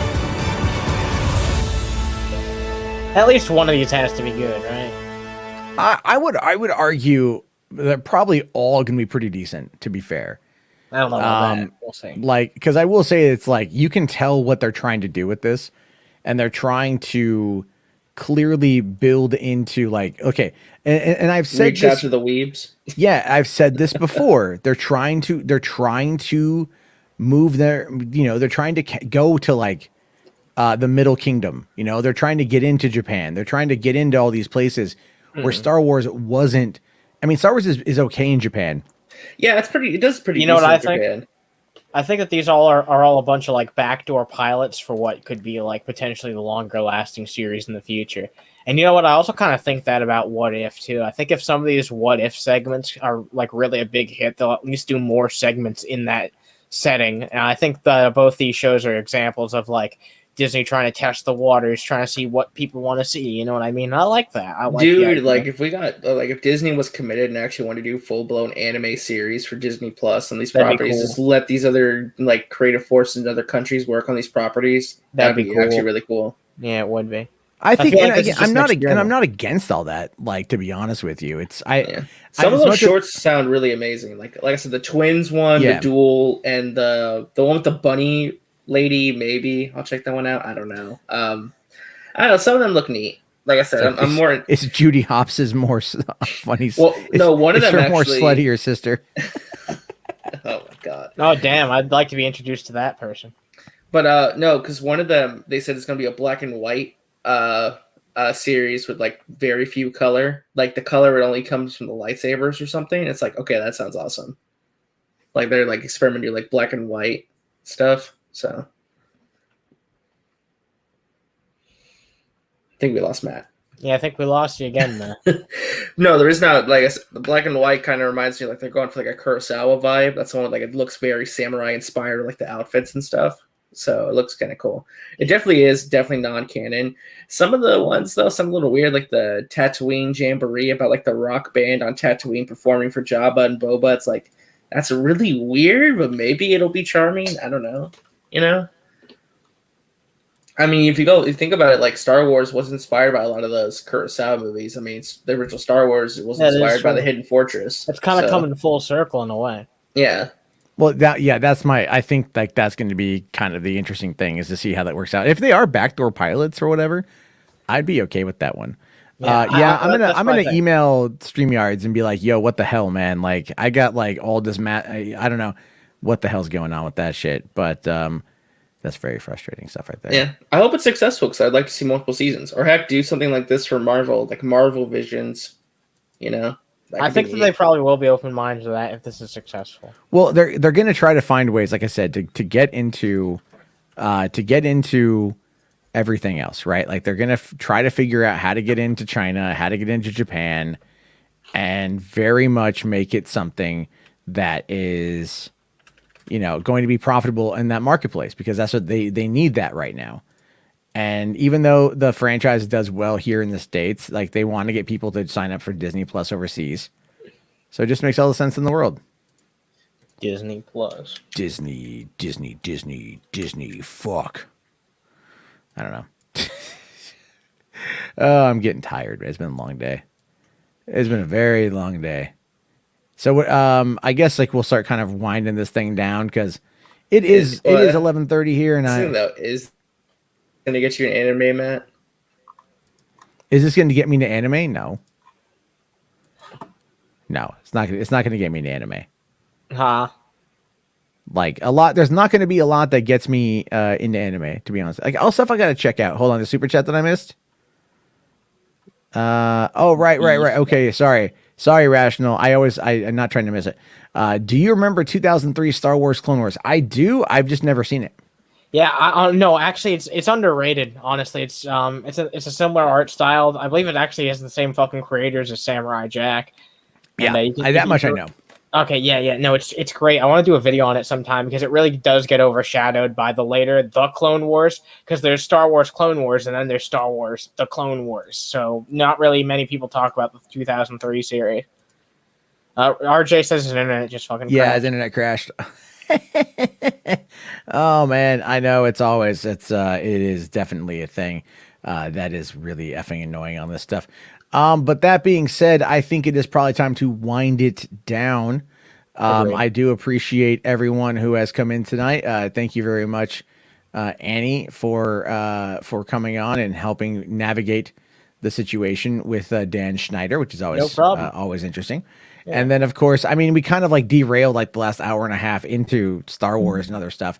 But that's, again, this part 2, because that's what it is going to end up being a big thing. Because it's funny because we actually have more people watching this than on the other part of the stream before it crashed out. Wow. That's funny. Yeah. So let's see. All right, let me just goes to show that people don't give a two fucks about like presentation. They just want to hear us talk about bullshit. I think. I'm telling you, man. I'm telling you. Yeah, like it's nuts. It's absolutely nutter butter how this stuff plays out sometimes. But nutter butter. Anyway, real quick here. McLeod 2692. Thank you, man. $10 more. The black and white anime envisions, I feel, is a deep cuts reference to an old Akira Kurosawa samurai films, which was a large inspiration to Lucas in creating Star Wars. Not only that, but Dave Filoni as well. Because if you go back and you watch episodes, the Jedi episode in, season 2 of Mando, that is heavily inspired by Kurosawa. I want to say The Tower, wasn't it? Or, I mean, like heavily inspired by Kurosawa. That episode was bathed in Kurosawa. So, yeah, it's going to be something that is going to be very interesting to see what they do with that. And I think that's going to speak to a lot of old school Star Wars fans who also love Kurosawa. Oh, yeah, definitely. I think that's going to be pretty good. I'm looking forward to that. Good way to make fans new and bring back some old who like that inspiration. 100%. RJ's like, he's like, my internet's back, but I don't have a link. Just look in your fucking like. No, because it was in the. Yeah, but no, if you look on your browser history, then it'll still show up there. Yeah. Oh, H Bart's here is asking if I ever talked about the Bruce Lee thing. I meant no, not into the extent that you want. Hold on, I'll send this back to because I don't want to leave you hanging. H Barts, I know you're gonna we'll talk about the Bruce Lee thing real quick. Let me just send this to RJ. Yeah, well, no, I don't want to leave him hanging on that one. Yeah. All right, let's see. Tarantino, Bruce. I haven't seen Once Upon a Time in Hollywood yet, so so I haven't seen it. So I know this controversy, but I don't have the context within the movie. So I just want to make that abundantly clear, but I do find it to be fascinating nonetheless here. All right, there's RJ. Thank you. Spectrum is a giant piece of shit, dude. I hate Spectrum so much. Oh, yeah. Yeah, that's AT&T, isn't it? No, it's I think it's, I don't know actually who owns Spectrum. It's not AT&T though. Okay. Owns Spectrum. Yeah, because they have like a monopoly over here. It's either you get Spectrum or you get AT&T. Oh, it's Charter. It's Charter communicate. Yeah, it's every. This is why. This is my political rant for the night. It just drops randomly for no reason. Oh yeah, no. Here's the thing, man. Is fucking the FCC under Biden should 100%, and they've kind of made talks about this. They should turn it all into a fucking public utility because the internet is essential to our day-to-day life. I agree. So it's got to be a public utility. They've got to absolutely like shut down Comcast and Cox and AT&T and all these telecom companies. You know what? Like I'm telling you, like I don't know how people feel about Elon. We lost you for a second. He was making a good point, and then the FCC was like, "Shut him off! Shut him off!" Anyway, you were saying Elon Musk. I was saying Elon Musk and Starlink. And you don't know how good that's going to be, if it's going to be any good at all, because, Elon Musk is kind of a liar. But it's like something like that could decentralize the telecom companies, and that would fuck them up royally. But they're going to lobby against it as long as they can. Oh, yeah. No, they'll lobby against it being a thing here in this country. They'll lobby against, it's going to be, it's like, it's like we have all this shit now about like what drones, like you can't fly drone, like they're trying, like, was it national parks are trying to like really outlaw drones. Yeah. But then you've got like all of these people that are like, all these companies that are trying to set up food delivery through drones. Yeah, like Domino's, I heard about that. Yeah, it's all like, you want, like, it's like, okay, like what if they live in an apartment complex? Is a drone gonna like buzz their way in and like the stairs? Imagine you'll have to go down outside. Yeah, and what if they're disabled, not able to do it? You know what I'm just saying? It's kind of like shit, I guess. Yeah, your pizza's gonna go to the fucking wild hogs out there, man.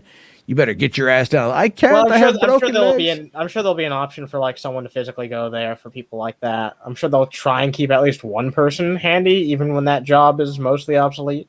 Yeah, it's all bad. It's all, I don't know. We'll figure it out then. Anyway, and then Matt here asking, did you see the anime for Star Wars called Star Wars? We literally just watched the trailer. We just chucked it out, yeah. Man. We just watched the trailer. And did you watch Beastars? I haven't watched Beastars yet.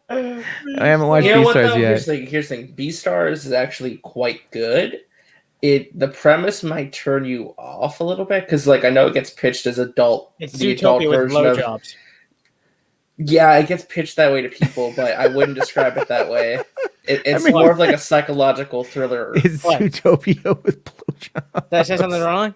Or did I say something right? It's not technically wrong. There is discussions of sex. I And mean, stuff, it's like, but- look, this is. Wait, you still have that saved? No, it was on my. Yeah, so I deleted. Come on, dude. You know, it's that bunny in like the white bra and panties. Like, I'ma suck that wolf dick.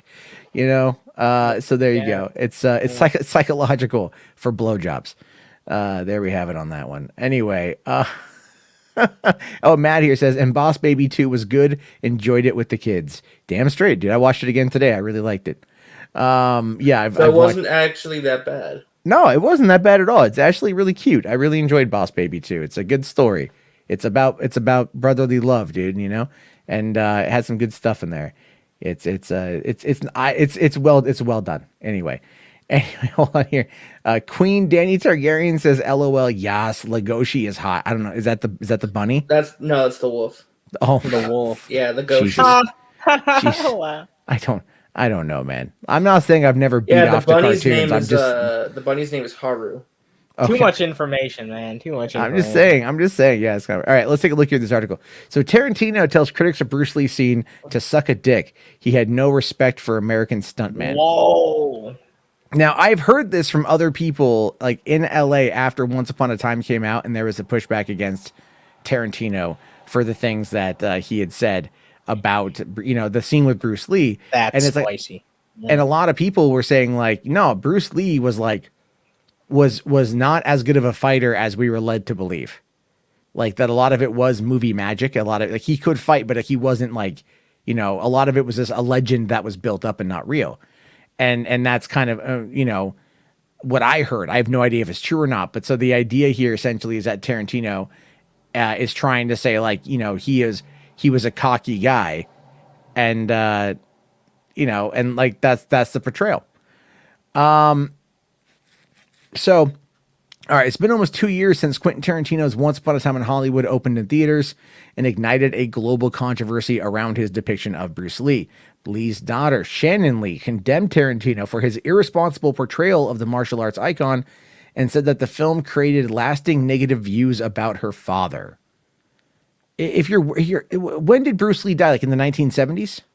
I believe so. It's been quite a long time. Yeah. It's been like 40 years, man. People who love Bruce Lee are not going to not love Bruce Lee after watching that scene. You know what I mean? Like, I feel like it's such a weird thing for her to say. Anyway, the scene in which actor Mike Moe stars as Bruce Lee is reportedly the reason why China refused to release Hollywood in theaters unless it was removed. Tarantino refused. The director also defended his portrayal, saying Lee was an arrogant guy in real life. And Tarantino put a lot of work into researching the 70s in LA. So it's like, if that's what he's coming up with, then I mean, I'm sure he's going to blow it up into something even more, but it is what it is. The Bruce Lee discussion as it relates to Once Upon a Time in Hollywood resurfaced this week during the Tarantino appearance on the Joe Rogan Experience to promote the just released Hollywood novelization. While the filmmaker can sympathize with Shannon Lee for being upset with Hollywood, the Hollywood version of Bruce Lee, Tarantino stands defiant against anyone else. He says, where I'm coming from is I can understand his daughter having a problem with it. It's her fucking father. I get that. But anyone else, can suck a dick. Oh, wow. I mean, Tarantino is 58 years old. All right. He's 58 years old and that's about it. He's going to say what he's going to say here. We all know that about Tarantino. The thing is if that's how he wanted to portray him, it's not real. It's not real. You know? Well, yeah, it's a historical fiction. Like it over exaggerates a lot of stuff. That's the point. You know, like the whole point of Once Upon a Time in Hollywood was to celebrate that era of Hollywood, and like literally, I'm going to spoil the end of the movie, but it literally ends with like them stopping. Wait. Hold on. I haven't seen it. What? I haven't seen it. You have not seen Once Upon a Time in Hollywood? I haven't seen it. Wow. I'm like, when I talk about how I've been behind on a lot of shit, I am behind on a lot of shit. And a lot of it has to do with just like, I've been like chasing the news stories. I watch kids movies because that's what I have access to. And it's like, I work at night and then I stream and I'm tired. And it's like, I don't always watch stuff. Well, I'm so glad you stopped me because I was under the assumption you already watched it. I have the movie. I own the movie. It's like, I haven't seen Hateful Eight either. What? Yeah, I know. Like, I'm a Tarantino fan and I haven't seen his last two films.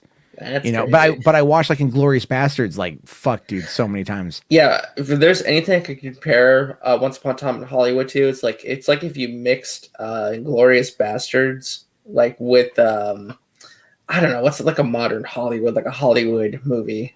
I guess like maybe like no, not La La Land. I don't know. It has a lot of elements from Inglourious Bastards though. That's as much as I'll say. Okay. I mean, yeah, well, Hollywood, Inglourious Bastards started off with Once Upon a Time in Nazi-occupied France, so it's like, clearly it's a fairy tale. So this is kind of how I view it as well. Hold on, let me bring up my file folder here for the, where I've got the movie. Maybe I'll watch it tonight. Maybe I'll watch that over. Is what time? So yeah, I could be up late sleeping tomorrow because it's almost midnight here. It's almost a 3-hour movie though. It's just oh fuck, that's a long movie. Yeah, that's gonna be long to watch. I'm not going out doing delivery tomorrow night, but I'm probably gonna be at my family's, so I won't have time to watch it then either. Yeah, it is a holiday. Damn it. Anyway, here, H Bart's with $5. Thank you, sir. It says, people think Bruce Lee was mean to stuntmen because he did full contact kicks during stunts, but that is because they did that stuff in Hong Kong. Oh, okay. That makes sense. And then also H Bart's here, $10 says, Chuck Norris and Judo Gene LaBelle have said Bruce was a great guy. It was also hard to get work as Asians in America. Also, mainland China hates Bruce Lee. Well, why do they hate him? Yeah, that's if mainland China hates Bruce Lee, why would they block a negative depiction of Bruce Lee to be put in a movie? That's a question. Full respect to Bruce Lee though. He did break a lot of I'm not like, I've seen, like, I remember seeing Fists of Fury for the first time and going, fuck, as a kid, like, fuck, this movie's violent, as a kid. And so, that should be interesting. Jess here says, watch Carmen Sandiego with your daughters. I'll tell you this though, if they had the original PBS show, then yes, I would watch that with my kids. Oh, you're not a fan of the Netflix reboot? I haven't seen the Netflix reboot, but I just love the where in the world is Carmen Sandiego? Like I grew up. That's the shit I grew up watching. Yeah. I grew up watching that show, and then it's like, isn't Gina Rodriguez voicing Carmen Sandiego? Is that who they got the voice? Yes, I believe so. Yeah. Okay, I liked her quite a bit as Velma in Scooby Doo. I didn't think I would because I was kind of like, wait, they're having, okay, I'm not really seeing that particular interpretation of Velma, and then I watched it, like, I really like Scooby Doo. Well, I didn't like it at first, but it kind of grew on me. But I found out that Scooby Doo 2 is currently in development. Awesome. Oh, Scoob. Scoob. Yeah, Scoob. Because it's like, I've watched Scoob a bunch. I fucking hate Scoob. Did you? No, like, how many times have you watched it though? Once. It gets funnier. I hated it too the first time I saw it. Now I fucking love it. Like, and now I love it. I fell in love with that movie. It's so weird. It's just like, I love like Mark Wahlberg as Blue Falcon, Ken Jeong as Dynamut. Like Kirstie Clemens is in it as well. Like fucking Will Forte as Shaggy got really funny. It was like fucking Jason Isaacs as Dick Dastardly. You had fucking Muttley in it. Like, they're gonna, whenever they do the sequel, like Scrappy Doo's gonna show up and hopefully be the goddamn villain again. Oh, like everyone's gonna expect that. That was the best part of the 2003 Scooby-Doo movie or 2002 Scooby-Doo movie. Okay, then don't repeat it. It was a good twist back then, but now it was a great twist because fuck Scrappy-Doo. So what? Repeat the same thing twice? Come on, that's Oh, this is Hollywood, man. Come on, look at. We were talking about Fantastic Four movies earlier. They brought back.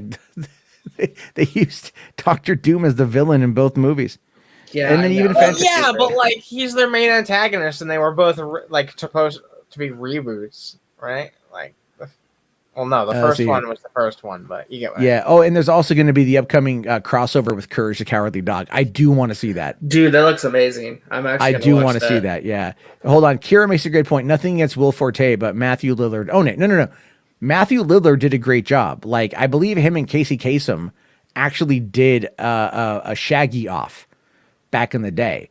And Matthew Lillard did a great job in that role. Yeah. I loved him as a character, and I thought they could have brought him back to do Shaggy in the animated movie. That would have been great. They wanted a fucking name they could put on. That was kind of gross. What was kind of gross? Like just them kissing those actors who've been playing them for that long. Like, come on, they weren't playing them for that long. What are you talking about? Matthew Lillard's been doing it for a while. He's been Shaggy in every single piece of media since. Has he? Yes, he's done the voice every single thing since live action movies. Okay. Wow. I did not load cartoons, cartoon movies, video games, everything. Really? He's taken over as the official voice of Shaggy. Yeah, and the really fucked up part is the only way that he figured out that he wasn't going to be the voice in the movie is just because he read a tweet. It's pretty fucked up. Oh, okay. Voice actors. Well, yeah. So they did the Scooby-Doo and the Guess Who TV series, and he's playing Shaggy. Straight out of nowhere, Scooby-Doo meets Courage the Cowardly Dog. He's playing Shaggy. Yeah, he's gonna be Shaggy again in that. Scooby-Doo and the Sword of Scoob, Shaggy. Happy Halloween. Wow, God, I didn't even know. Fuck, man. He's in everything. I did not know that. Like, who was playing? I mean, they didn't get like Freddie Prinze as Fred, did they? No. I believe that he's the only live action actor. Okay. Yeah, still Frank Welker. He's still Frank Welker as Fred, and then and then Gray Griffin as Daphne. Yeah, and Gray Griffin's been playing Daphne for almost as long as Katie Masucci as Velma. I think that's good casting. Phil Lamar's in this with this one here. What is this one I'm looking at here? The Scooby-Doo and Guess Who? You got Phil Lamar, Kari Wahlgren, Mark Hamill as Joker. Yeah, the Guess Who one has celebrity appearances. They have like Morgan Freeman. Wow. They got the Flash, Batman's in it. I need to check. Is this on HBO Max? Maybe. I know it's on Boomerang. Like it's a Boomerang. Because I was watching HBO Max did put up the original. They just released a few weeks ago the original Scooby-Doo, and I was watching that, and it's like it's totally different than like whatever, but it's still pretty good. You know, it's like give me old school Flintstones any day of the week. You know what I mean? Like or the Jetsons and stuff. Like I love the Jetsons. Yeah, fuck the Swetsons. Oh, it's on Boomerang only. Well, okay, where do I get Boomerang? It's another fucking streaming you gotta get service cable. that might as well be part of HBO Max. Yeah, Scooby-Doo should be on HBO Max. Eventually. Yeah. Okay. There's actually an episode where, in one of the episodes, because like I said, it's like they have like that 60s show where it's like also every episode be a cameo from a celebrity. But in one of the episodes, they actually meet their own voice actors and solve a mystery with them. It's actually pretty good. Nice. Okay. Strange, but interesting. Here, H. Bart's here. It says because Bruce Lee was born in America and his grandfather or grandmother was white. That's why. Oh, that's why mainland China hates him. That's lame. That's lame. Yeah, that's stupid. Lame. No, nothing's wrong with the Jetsons, Shogun. Nothing's wrong with the Jetsons. We're saying that I like the Jetsons. For Christmas, my stepdad got me, he bought me like the complete series of the Jetsons on Blu-ray for Christmas. Like I wasn't expecting it. Like I didn't know what he bought me, and then if he bought it on Amazon, just sent it to me. I'm like, oh, cool. I'm like, okay. I'm like, I like the Jetsons. I'm just I'm very curious to see. Yeah, okay, that's crazy. I need to check this out though, man. Like I love Scooby-Doo. I'll tell you what I want. What I want is Johnny Quest, man. But how are they going to handle some of those characters? Though? Well, no. What is it? They're doing something with Johnny Quest here. That's coming up, and I was reading an article about it. I forget what it was. I was reading an article about it, and they said Haji's going to be in it, and they said Haji, and I'm like, ooh, that's going to be a very interesting minefield to navigate. Once They Twitter aren't gonna figures fucking out. bring back Johnny Questicles. There's no fucking way that's gonna come back. Let's see They're just here. gonna look at it and be like, it's not worth our time. It's gonna be too fucking controversial. Unless they try and bank on the fact that it's gonna be controversial, I don't think it's gonna eventually happen. I don't believe in that. Maybe. I mean, like, all right. Let's see here. All right. I don't know if there's We're anything talking more. about fucking fuck Jellystone. That's gonna be terrible. Oh, right. That was Jellystone. That's what I was watching. Yeah. Did you guys see Did you see the trailer for that? It looks bad. It looks fucking funny. I actually liked it. It looks terrible. Fuck Jellystone. It looks fucking funny, man. It looked funny. It looked. Jesus Christ. It looked like it's like a weird ass irreverent fucking humor. All right, what's that- funny about it? Let's watch it and find out. Like, I got it queued up right here. Fucking, you're like talking shit. I'm like, bam, done. I'll talk all the Jellystone. shit I want about Jellystone. Jellystone. That's what this is going to be. Fucking. Oh, I let's see, hate the exclamation point. Fuck that. I don't like. But, when but look, fucking no. Look, how can he? It's got a fucking bow tie. Shut the It's got a fucking bow tie. Is That the makes it dot? worse.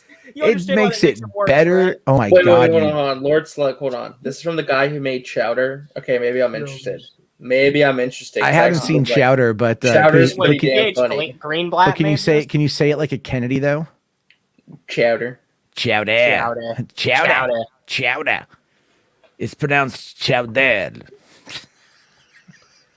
I'm sorry. All right, Look, Simpsons ruined that fucking word for me. Let's you know what watch I mean? Jellystone exclamation point. All right.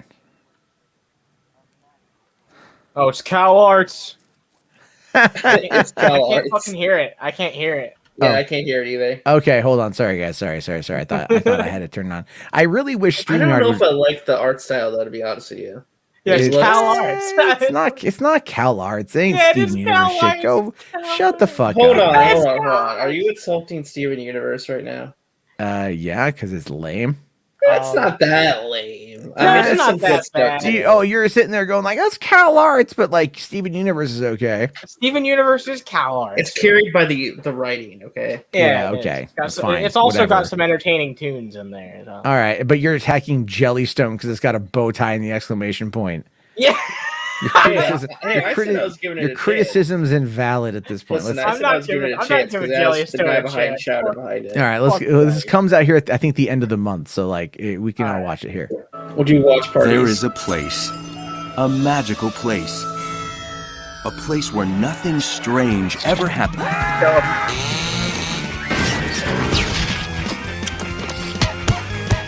It's a little like random. Oh, he's Okay, naked. well, it's still a place. I'm so glad you guys wanted to hang out. I'm so excited. Welcome to Jellystone, a town chock full of characters trying to live, I've learned the ways of the grocery store, and I am now more powerful than you could ever imagine. work, We're doctors, and we're about to do doctor-type things. Aha. and play together. Join Yogi, Suit up. Cindy, I'm administering a sedative. and Boo Boo I'm being sued for malpractice. in the new series Jelly. Howdy there. Also Huckleberry Hound in the new series Jelly. I'm Jabberjaw. And also Jabberjaw in the new series Jabberjaw Oh, chick now? and Top Cat, guess so. and Snagglepuss, Elkabong, Wally Gator, Augie Doggy, Doggy Daddy, the Banana Splits, cool. Johnny Quest, Haji, Shagrug, Captain Caveman, and man, there's a lot. have a In the new series Jellystone, streaming July 29th on HBO Max. Fuck Jellystone. This should be fun. I fucking hate Jellystone. Why did they make Jabberjaw a chick? You think this is gonna be funny? That was cringe. Yeah, for some reason that looks like it's It gonna be looks pretty way funny to me. too random humor, like Family Guy but stuff. what isn't like random humor these Okay, days, guys, right? look at Seth MacFarlane, but for kids. That's terrible. Oh my god. It does have a bit of it. Maybe that's what the vibe is. Maybe that's what I'm vibing on. Could, that maybe it's just a bad trailer. it's it's a bit of Family Guy reference there. You know A what? reverence. Let's be fair. Maybe it's just a bad show. Yeah, maybe it's bad. Yeah, maybe it's just a bad trailer. I don't know. Like I don't fucking know. I think it's gonna be pretty goddamn. The only fucking thing that funny. would have made that like a more Seth MacFarlane property is if it was like everyone must get Jellystone. No. If it the only thing that would have made it Seth MacFarlane property if he voiced every character Oh yeah, true. If he Like, was hey, Yogi boo-boo. and Boo Boo and like I do like that line though. I'm being sued for malpractice. I kind of get like a little bit It's of Ralph cool. You know Wiggum what? vibe No. on that. Yeah, you know what though? I will say it is cool they brought back Johnny Quest and Haji. And they said Haji and they spelled it out. Yeah. It's like, but I think they spelled it wrong. Jibber jabber like that. Jesus. I think they also spelled it wrong, if I'm being honest with you. Not spelled it wrong, but they spelled it differently. Yeah. So it's HADJI, but like the racist spelling is not that. It's let's see. Hold on here. Look up Urban Dictionary. Oh no.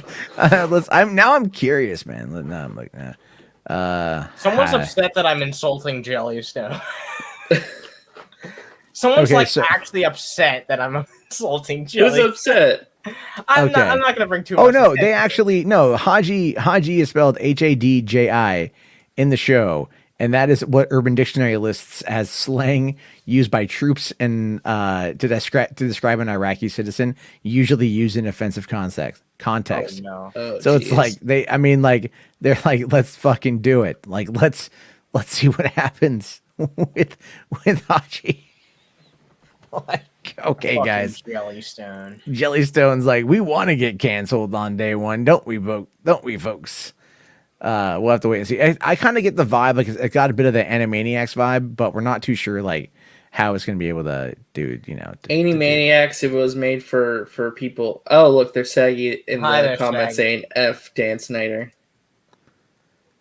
Yeah, Saggy's actually really well versed in the Dan Snyder subject. But you can't even like spell his name right. Wow. Dan Schneider. Schneider. Yeah, damn you, Dan Schneider. This apple Schneider vinegar. Yeah. Oh, Geeks here makes a good point. I'm nervous about Snagglepuss in Jellystone. That's a valid concern. Didn't they do those DC Comics reboot? They made him like overtly gay, like he was a gay character, and like he ran for like mayor or something. Yeah. Oh, here we go. You were saying? What do you want? I was trying to like get to bed. What do you want, Saggy? His name wrong on purpose because F Dan Schneider. Okay. Why? Because he's gross. Why? Because he's It's gross. time for anime. Because he likes feet. That's gross. Because he likes feet. Feet are gross, bro. Yeah, Anyone who but likes some feet are people, gross. Are you some kink people shaming though, right but now? some Are you kink shaming? I'm sorry. Let me rephrase. He likes children's feet. I mean, oh, okay. I was gonna say like Quentin Tarantino likes feet too. yeah. You got something to say about the feet, Jarbo? You got something? No, to say about the feet? It's creepy. look, I've only sucked on one toe in my life. Hey, and it don't was put your weird. foot in your mouth. It wasn't mine, so It was you. no, that was a weird experience to say the very least. I don't know if she liked it. I've heard that it's like the equivalent of like It's apparently not. yeah, it's like I don't know. It was a weird. It's it was an odd summer. I'm not going into details on that shit. But anyway. Jess here says Dan get in the van, Schneider. I've heard that one before. Hold on here. Kira says, I'm surprised that Dan hasn't been canceled because there's a lot of rumors that he's the one who knocked up Jamie Lynn Spears. I've heard those rumors too. I'd believe it. But honestly, Jamie Lynn Spears, like, dude, she would be dead. So Saggy, we were talking about this earlier. Apparently, Dan Snyder came out in an interview that said all the stuff about him isn't true, and he actually sold a pilot to a new network, so he's coming back to television. Oh, hell no. Oh, hell no. I don't know how people would let that man, after all that sus stuff he had them kids do. But it's not. But the thing is, though, again, I have, as I pointed out at the beginning of the other stream that before I got all borked, I don't have a real dog in this race. Okay, I've never watched these shows. I don't care. I do care if like children are being put in bad situations, but like the vibe I get is that he was toxic in regards to verbal actions, like his verbal words. Verbal abuse. Yeah, okay, verbal so abuse. explain the pool parties, Jarbo. Explain the weird pool parties of him, literally footage of him in a pool with his clothes on, with children in their bathing suits, with two grown men that aren't biologically related to them. Explain that. Is that not weird? Well, let's see here. Do we have full context if whoever else was there? There's a lot of information on those pool parties. 2 grown adults, and a lot of the kids who are now adults have explained how the auditions were. And one of the many of them collaborated that the auditions would go like this. The parents would go in. You know how you ask them, like, well, what do you want the kids to do? Oh, well, have open toe shoes. And what you're going to do is you're going to stand in front of 2 men, grown men, take your shoes off and run around talking about how much you love being barefoot. Has anyone ever filed the police report? No. Because that is the next. If these accusations are true, and look, I'll bring it up here as well. Like I was, it's like, look, okay, Music Maker says it has to be proving in a court of law and not court of opinion, which is true. But I brought this up earlier when I was trying to get some like photos of Dan Schneider for like the thumbnail. I came across this YouTube thumbnail where like they're implying that he's dating his daughter, but it's not even anywhere near in the video. There's so much sus shit that's been said about this guy. Well, the actresses have come out and spoke about Jeanette McCurdy. Why do you think she's quit acting? It had nothing to do with Dan Schneider, though. I read the interview with her. Of course, she's not going to say it, but she's gotten. No, are you kidding me? In the post Me Too era, she says that one of the key reasons why she bailed was because her mother passed away. And her mother, from my interpretation of that, her mother was a big reason for pushing her towards acting. Have you seen her? You haven't seen her TikToks, bro. She literally called him out by name. What'd she say? Well, okay, link me to a TikTok then. Hold on, I gotta find it. Damn it! If you're gonna bring it up, yeah. Okay, give me a second. Give me a second. Damn, I'm like, just Jesus. Give me a second. You're Jesus. Holy shit, you're Jesus? No, that's Memes of Destruction. He's Jesus. Are you talking about like her Vine post? Was it Vine? It was one of those. I don't know what the friggin' things are. I'm too old. Vine, TikTok. It's all the same. It actually is. Right? Oh my god. I just want to bring this up. Enosh has come forward with some damning allegations towards Dan Schneider. He hit on me when I auditioned. He wanted to rub lotion on my feet. Well, I mean, that's terrible. That's terrible, Enosh. I'm so sorry to go through something like that. Here, okay, I think this is I don't know if this is what you're talking about necessarily. It might be. Let me see. I'll recognize it. Hold on, I got it right here. This is like where her makeup's all. Yeah. Schneider, I know you're watching my Vine. Do you like my Vine? Fine. Look what you've done to me. Okay. Damn! Look what Dan Schneider's done to fucking Jeanette McCurdy, man. Like, okay, dude, she's made very cryptic posts and not calling him up by name, but a lot of. It's a lot. You really have to dive into a lot of the stuff that really. That's kind of what I was trying to make the point of to Matt earlier. It's like it's a lot of small stuff that doesn't seem like much until you add it all up together, and then it just kind of gets to the point where you're just like, I don't know about this Dan Schneider guy. He's pretty fucking weird. Okay, well, what is a TikTok where she is talking about this? I gotta find it. Give me a like, there's a lot of TikToks here. Give me a sec. Yeah, I know. It's been a while. Well, let me go to the guy who's been covering it. Dan Schneider's gonna get in the van. Dan the Van Schneider. Dan the Van Schneider. Schneider. Yeah, Schneider. Yeah, like I don't. Okay, hold on here. Well, I'm just trying to like Google it here. Jeanette. Oh God, how do you? Okay, Jeanette. Dan Schneider. I'm looking for TikToks here. It's like, I'm looking. I'm just waiting for like the undercover Nickelodeon lawyers to come into the chat and like. Shut it down. We gotta shut this down. Okay. Apparently, I think I found it. Here.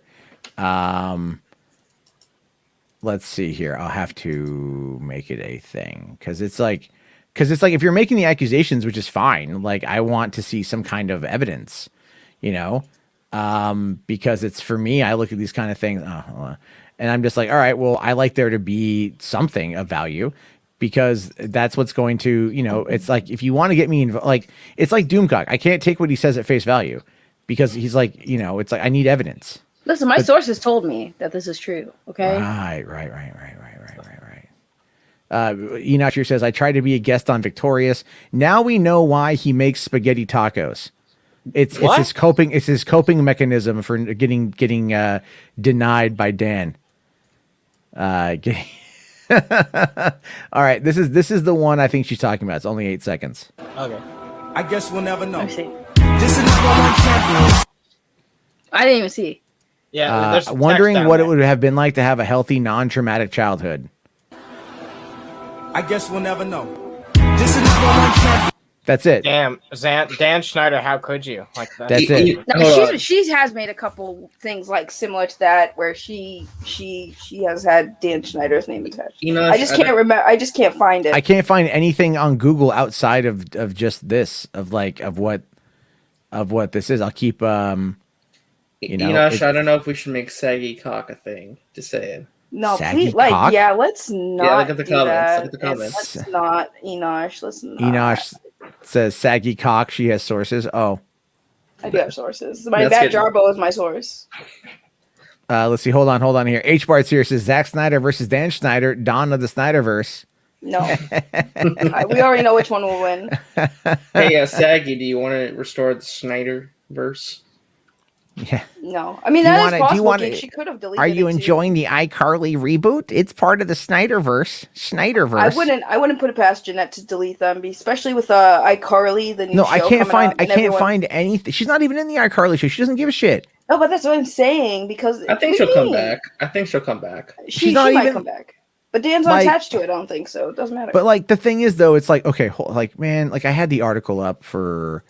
for her interview. Let me look for things because you're just all over the place. Well, it is kind of your fault, Saggy, for joining late. Yeah, that is true. I did join late. Well, I was busy on I was doing stuff. I'm on my YouTube clout chasing grind. Yeah, she's got to go out there and get on video and have a very weird take from RJ. That was like. Sorry, what do you mean? That was like such a weird comment, man. Like, oh, you look like a snack right now, like with 3Ks. It was a 3Ks. Come on. 3Ks though. That's what got me a little bit worried. That's what got me a bit worried, RJ. You're like, ooh, you got Maya Rudolph vibes. Like, ooh, I didn't know you're into MILFs. It was a joke, Charvo. Jesus Christ. That's why I responded with the gift that I did, like down boy. It was funny. You guys had to have been there. All right. So Jesus. I'm just gonna embarrass RJ. It's what I do. It's fine. It's fine. No, I love you, buddy. And all right, let's see here. This is from March of this year. Jeanette McCurdy explains why she no longer acts, talks embarrassing Nickelodeon roles. So, in the February 24th episode of her Fish Out of Water podcast, she spoke with Anna Faris about her experience as a child star and why she left the acting realm. She says initially she didn't want to act, but pursued it because of her mother. Okay. So my mom put me in it when I was 6, and by sort of age, I guess 10 or 11, I was the main financial support for my family. My family didn't have a lot of money, and this was the way out, which I actually think was helpful in driving me to some degree of success. She continued, I ultimately quit after my mom passed away because with her death kind of died a lot of her ideas for my life, and that was its own journey and a difficult one for sure. So her mother's death was the key factor as to why she quit acting. All right. So when she talks about having a traumatic childhood, she's not referring most likely to Dan Schneider. She's probably referring to her mother. And how her mother wanted her to act at age 6 and kept pushing and pushing. And by only a couple years later, she was the main financial breadwinner for her family. So does that not to some extent, and this is not the first time we've heard this, like Macaulay Culkin's parents, they literally spent his fucking money. Look at Britney Spears and the conservatorship. That whole mess of a situation. That was really screwed up. Right? By the way, did you know that Macaulay Culkin just married Brenda Song? Yeah. Yeah. They just had a kid together. They had a baby. He was married to Mila Kunis. No, they dated. They dated for a while, but they dated for a while. All I'm saying on this one is, again, you look at let's see, just a random, very intelligent Drake here says, Jeanette McCurdy's mother was abusive. Dan Schneider was a problem, but not her priority. And that's probably more accurate than not. Look, Dan is clearly an abusive asshole. He's clearly verbally abusive. I think he's also a bit of a creep. Sure. At the very least. But sure. And then, you know, and the thing is, I would prefer him to not make content that involves children. I'm totally fine with that. All right. I'm 100% fine with that. But it's at the same time, has anyone come out, and I don't want to say just with like a credible claim, but like with an actual, like, gone to the police and said, I was molested by Dan Schneider? So here's the thing. I never said he molested the children, but again, I still consider being creepy with kids, personally for me, on par with that level of like, you don't do that stuff to children. Like there was a scene with Ariana Grande in like some tight clothes, just dousing herself with water, and it's things like that. It's like, it's really creepy for a grown adult to think that's acceptable to have children do for entertainment in front of a bunch of adults. It was very unnerving to see how much he was like posting these children's feet online. It's like, I'm not saying he actually like physically harmed the kids, because I don't know, but everything else that surrounds him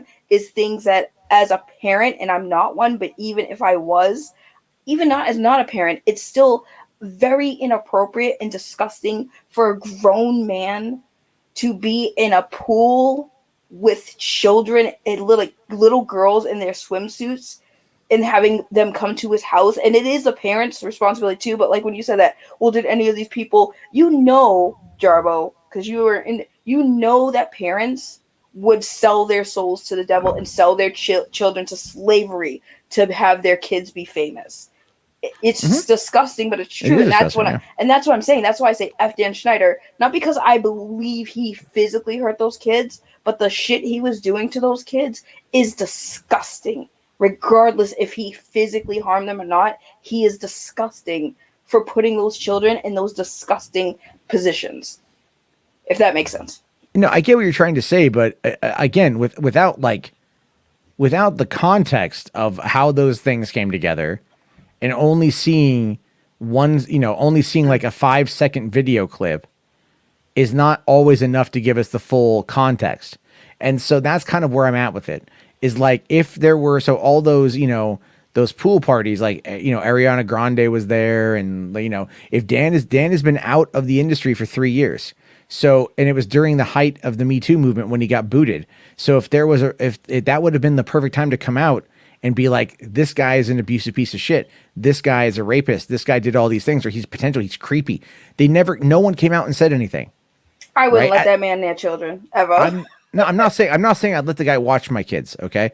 At all. I'm not saying that at all, but it's cause it's like, that kind of shit is fucking insane. Cause it's like, think of it like this too. And one of the things I read on the New York Times piece today was like, he was overseeing so many shows and trying to get it all done that like they produced 50 new episodes of television that he was the showrunner for in a year. That is a lot of content. You know what I mean? Yeah. Like that's a lot of work. And so it's like, there are people that have said he's toxic. I was reading some responses on Twitter today about this, and I agree that he's toxic. And I think toxicity in Hollywood is a very big problem. And a lot of it has to do, I think, with like the type of managerial style that these shows kind of have, because it's like, it is, when you go to work, you work what, 8 hours, right? At max, generally, you work 8 hours a day. On a film shoot, you're there 12 hours a day. Yeah, you're there all day, and it goes sometimes for like you'll do 6 days on, 1 day off, maybe. It takes 4 days on average to film a half-hour TV show, 8 days to shoot a 44-minute TV show. So it's like you're up and you're working and you're out and all this shit constantly. It's go, go, go, go, go, go, go, go, go. And that requires a lot of work and a lot of organization. And it does bring out very bad personality traits in people, because they get stressed and they're on a deadline, and there's a lot of money at play, and there's a lot of shit. And you know what? Sometimes bad things happen. Now, I'm not saying that is all like Dan Schneider. I don't know. But my experiences, I've seen those kind of things play out. And so, and so it's like, I'm asking, like, if anyone, has come forward to the authorities and made a valid claim. Now, it's not illegal to be a creep. That is true. But it's like, and you can have whatever opinion you want, but it's like, I've seen people flat out call this guy like the worst thing on the planet with literally no actual hard evidence. That's just how the internet hate mob works in general, though. It does, but it doesn't mean it's right. No, it doesn't Then mean you it's can't- right. I still stand by if you're doing creepy things with children that like even But were if there that's parents? just creepy. We live in such a black and white society where I feel like it's either all in or or not understanding any of the issue. Well, let at me all. ask you. Let me ask you. So- Do you think it's acceptable for a grown man to be in a pool with a bunch of kids that Yep. aren't theirs? Yes. Right, but hold on. Enoch coming in with the hot take. Yes, I do. Yes, I do. Here's the thing, Saggy. What did he do? Here's the thing. I agree. Look, here's the thing. I actually agree with Matt on this. You know what? The guy's probably the scum of the earth. The guy probably did a bunch of stuff, but you can't sit there and say because he was in a pool with a bunch of kids that all of a sudden that he's some kind of pervert. Because you know what? You're going to call me a pervert then, because I've had my friends, my son's friends over and his who have girls, because Isaac has more girlfriends than he does guy friends. And you know what? They've all come over. We've played water balloons. We've gone swimming. We've done all kinds of fun stuff together. And I've never once been a pervert to anybody. So here's the thing. I agree with Matt. If you don't have anything substantial and nobody's come forward, how can you actually sit here and say that he's a pervert and that he did horrible things? I agree that he probably did. I agree that we all agree that he's probably that he's a creepo looking dude and he probably did something. But like to say it as fact, that's the problem that I have. You can't say something as fact when just because like, well, he was swimming with a bunch of kids. Well, did any of those kids get hurt? Did anybody say anything? Did any of the parents come forward? Did any of the kids come forward? Did anybody who was there watching have anything to say about it? Like Matt just said, it was at the height of like when all this was acceptable for anybody and everybody to just come forward and say somebody did something to me. So I don't know what happened, but this kind of thing bothers me when I see people, and I'm not saying you, Saggy, I'm just saying like when I see people in general, like there's stuff that we pretty much agree, yeah, this is probably the way it is, but people still have the right to, be proven right or wrong. I mean, the guy probably did a bunch of stuff. That's why a lot of people don't want to work with him. But I don't know. I mean, it just sounds like we're taking a simplistic thing. And I mean, you can't just say because somebody was in a pool with somebody. Like, tell me what else he did. It's different for you. It's different for you. Why? Because first of all, do you know how many priests? Do you know how many priests molest kids every year? But hold on, and people could say, "Well, Enosh is a minister, so it must be the same." All right, let her give her take, please. Here's the thing, right? You're a father. You have children. These are your children's friends, right? Yep. This is a man who is casting children to be in a show for work. They are now his employees. And part of the whole pool thing is they had what was called a training camp for these kids. Mind you, his partner, who was convicted of hurting children, was part of that camp and was in the pool with Dan Schneider and these kids. That is why it's a little sus. And also, not to mention the weird and compromised things that he had these children do on these shows. Rewatch iCarly. Rewatch all the things with Ariana Grande. They have these children doing very suggestive things. And a lot of jokes in these kids shows. Again, Saggy, you're literally talking about every show with kids on it. I've got a question. Do you actually know anything about Dan Schneider? Who, me? Yes. Yeah, I watched iCarly, Victorious, and all that stuff. And you've seen all the weird fucking twisted fucked up shit that's done. No, you fucking rambled on multiple times. Who are you? Else talk for one fucking second. Who the heck are you? Why does it fucking matter? You know what should matter? What I'm saying to you. It shouldn't matter who the fuck I am. You know what? What you're saying is not going to matter to me if you're acting like a total jerk to me. Dude, you've been an asshole. You came in here and you were immediately an asshole, confrontational douchebag to everybody else. I don't know who you are. Hold I don't know on. who you are, but I am friends with all these people.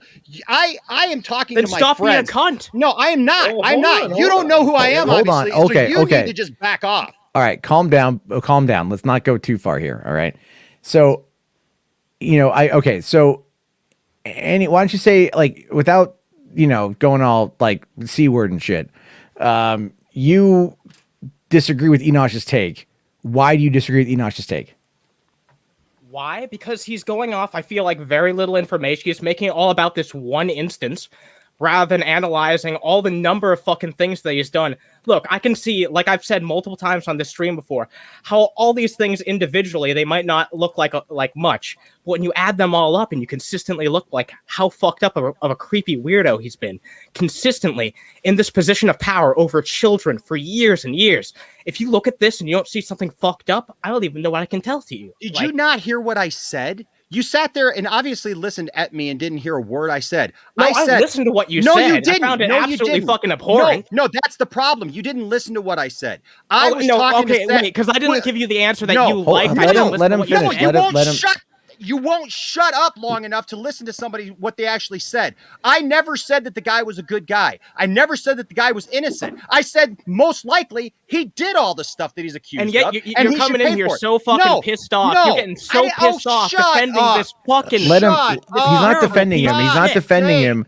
Let him finish his point. Let him finish his point. Well, he's pretty fucking pissed off for somebody who's not apparently defending. For God's sake. No, I'm pissed off because you won't shut up and you're attacking me for something. You came in here pissed off. You came in here pissed off before I even said a word to you. No, I just didn't. keep fucking No, shouting, I right? didn't. No, Makes you way hold, fucking smarter okay, the louder okay. you talk. Hold on, No, hold on. Take a chill. All right. So no, I said from the beginning, because I'm friends with Saggy, and Saggy and I have these kind of conversations all the time, along with RJ. Here's the deal. The guy is probably guilty of everything. But when Saggy said, well, he was in a pool with a bunch of kids, and if you're in a pool with a bunch of kids, then that's just wrong. And she asked me a specific question when I came in, if you didn't catch that. Do I think that it's wrong for an adult to be in a pool with a bunch of kids? I answered that question. And I said, no, I don't think it's wrong for a person to be in a pool with a bunch of kids, because it's not. That's circumstantial. What I said was the guy is probably guilty. Yes, I watched iCarly because I have 3 kids who were around that age at that time who all grew up on that show. And I watched iCarly. I watched Victorious. I watched all the Dan Schneider shows. I watched Dan Schneider all the way back to his head of the class days. Okay. So I understand that the guy's a thing that needs to be dealt with. But the problem is like Matt said before I came in, there is no actual evidence against him. Nobody has actually said anything against him. That's not on me. I'm not defending him. I don't have to defend him. I think if the guy did the stuff that he should be tossed up against the wall and taken care of. But the problem is that unless somebody comes forward, it's literally all speculation, and you can't try somebody in the court of public opinion based on stuff that you didn't have any experience in, and you don't know what happened at that point. Even be judged on the weird shit that they do just because you can't prosecute them by the law. So let's just continue to let them do what they do. Don't even criticize them. I didn't say that. If there's enough evidence to say, look, it looks like somebody did something here, then yes. But here's the thing. We're all talking about stuff that we have no personal knowledge of. Do we all agree that the guy is probably an a-hole and that he probably did these things and he's a scummy, horrible guy? Yes, absolutely, man. But the problem is that you're gonna totally act like with Saggy, and Saggy knows I love her, and Saggy and I have had many conversations about many different things. Most of the stuff we agree on. I was giving her a hard time when I came in because we give each other a hard time. You obviously are not aware of that, so I'm not mad at you. I'm just saying I was giving Saggy a hard time because we do that with each other over stuff, and we have hot takes on stuff.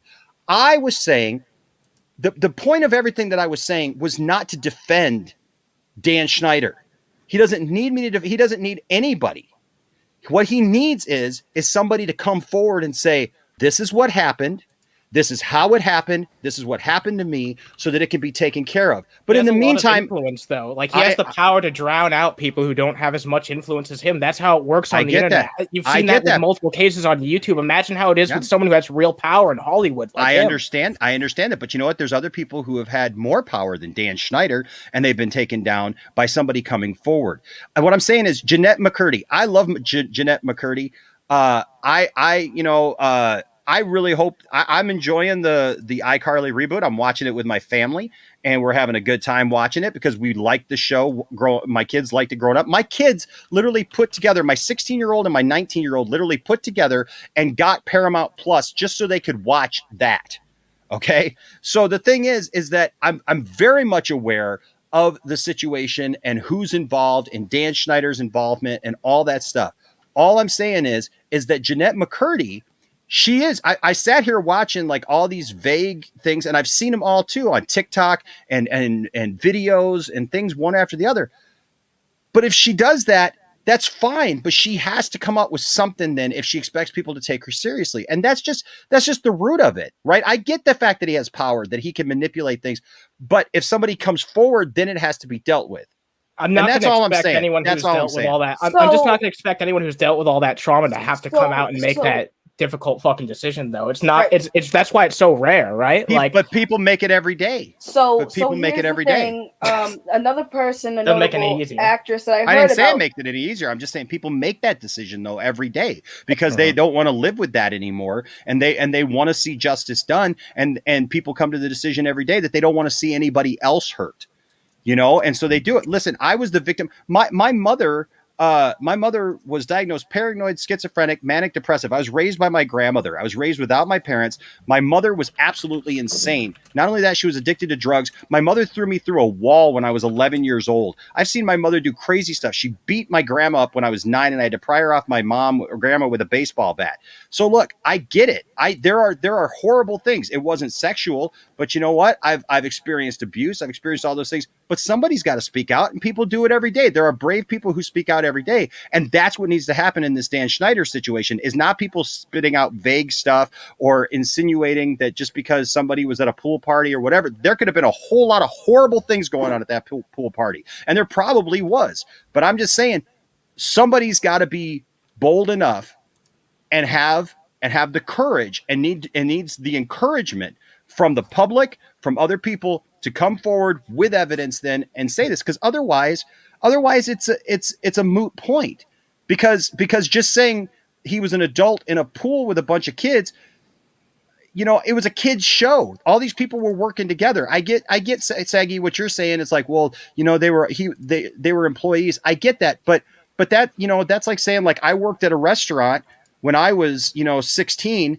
and the family that owned the restaurant had us all over to their house for a pool party, and we all had a good time. I was their employee, but they still treated us to a party and to some fun. And we were teenagers. There was a bunch of us. The wait staff was teenagers.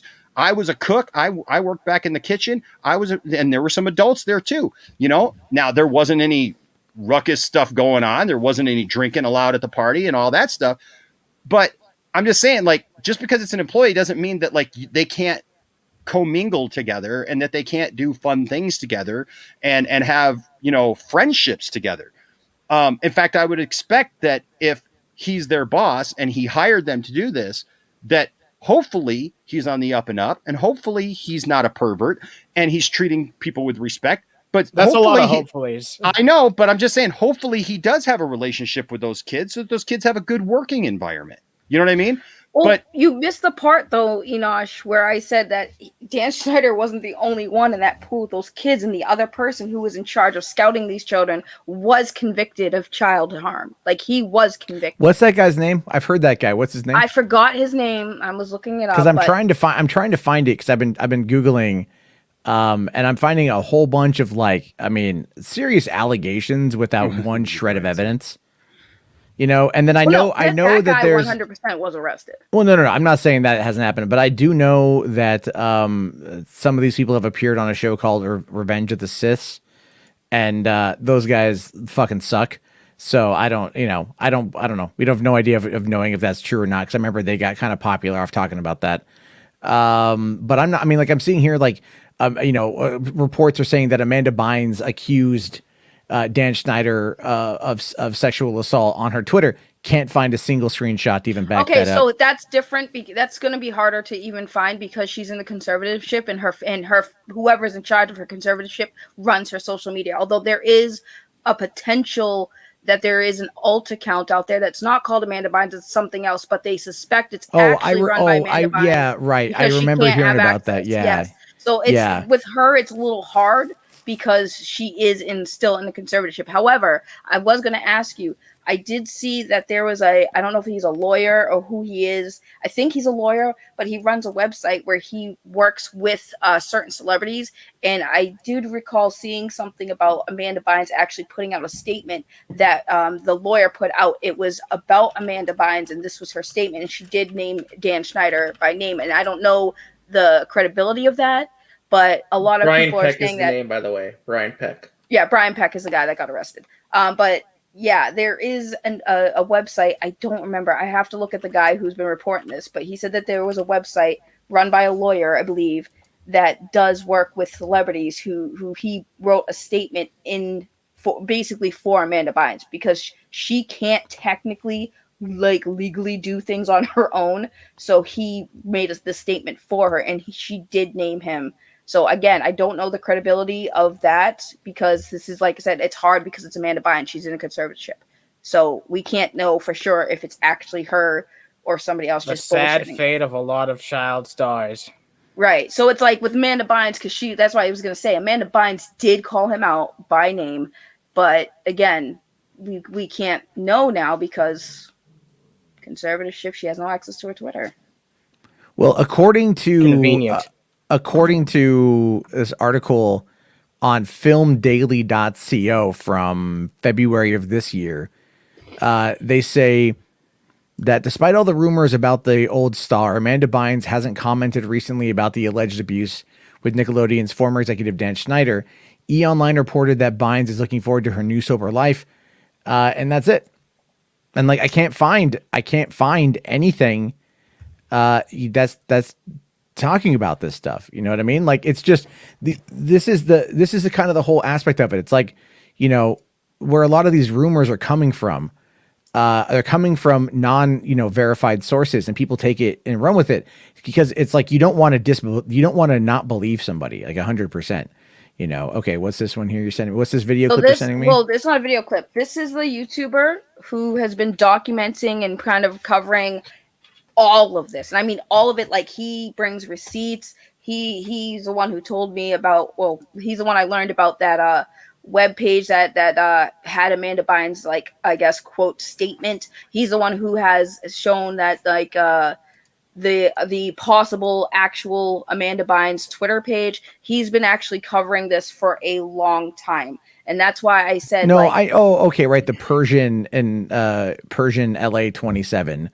I remember that account, the Ashley Banks thing. People think that it's her.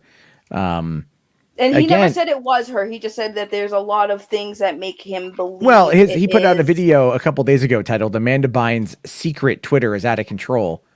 So I mean, you know, putting you know, like not even parentheses. It was just kind of half parentheses around it is still very dubious in regards to all that. And he also said, I forget, like I said, there was other actresses mentioned that have said things. So like I said, that channel is where a lot of the most documented of this situation has been. So for that I found so far.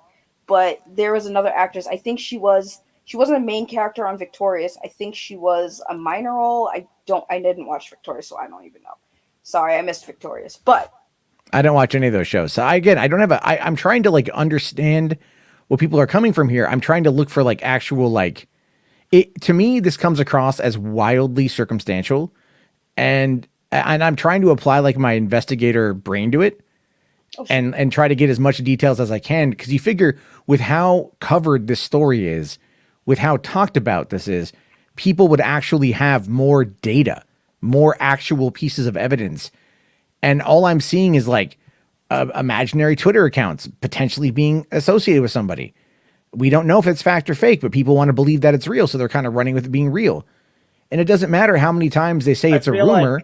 You need to calm down, Queen Danny. Like, relax, dude. It's not also, that. I do want to say, I feel like you might be Relax. conflating people who are just pointing out how weird he is with the people who are trying to say that he's a rapist and a pedophile. Right, 'cause there's I'm a not wide saying variety and spectrum of people who are pointing out the weird stuff about Dan Schneider. Have I ever once during this stream called him a rapist or a pedophile? But I feel like you're kind of talking to me as if I am. Which Right, is that's what people in chat. That's what people in chat are making it seem like I mean, too. you might not mean it Like, that no way. one I'm sure said you don't. He But like, actually did that. No, no, because I'm not referring. I'm sorry. I'm not applying any of what I'm saying to you guys. Okay. Oh, that's not at all. Not at all. No, not at all. Some people in your chat are, and it's I'm like, sorry. calm down, No. calm down. What I'm looking at here is I'm actually like I'm doing Google. I'm Googling as much as I can, and I'm trying to find. I'm looking at all of these articles, and they all say the same thing. But it's like it's like just a big circle mass of information, because they all say the same thing, and then nothing at all. You know, so it's like, it's like, that's crazy. I'm just saying, it's like, no, because they're all like, oh, these are allegations that are made. Okay, allegations don't generally have to have a lot of, actual like, you don't have to put a lot in our the way free speech works is you could basically allege whatever the hell it is you want. You can allege whatever you want, literally. And as long as you say that it's your theory or it's your opinion or it's your belief, it falls under fair use, or it falls under free speech and is protected by the law. So, and there's a lot here that people are kind of like, I mean, again, very like litigious claims against this guy. Yeah. Without there being direct evidence of it. It's like if Miranda Cosgrove, I haven't seen anything with her attacking Dan Schneider. Amanda Bynes supposedly said something in like 2013.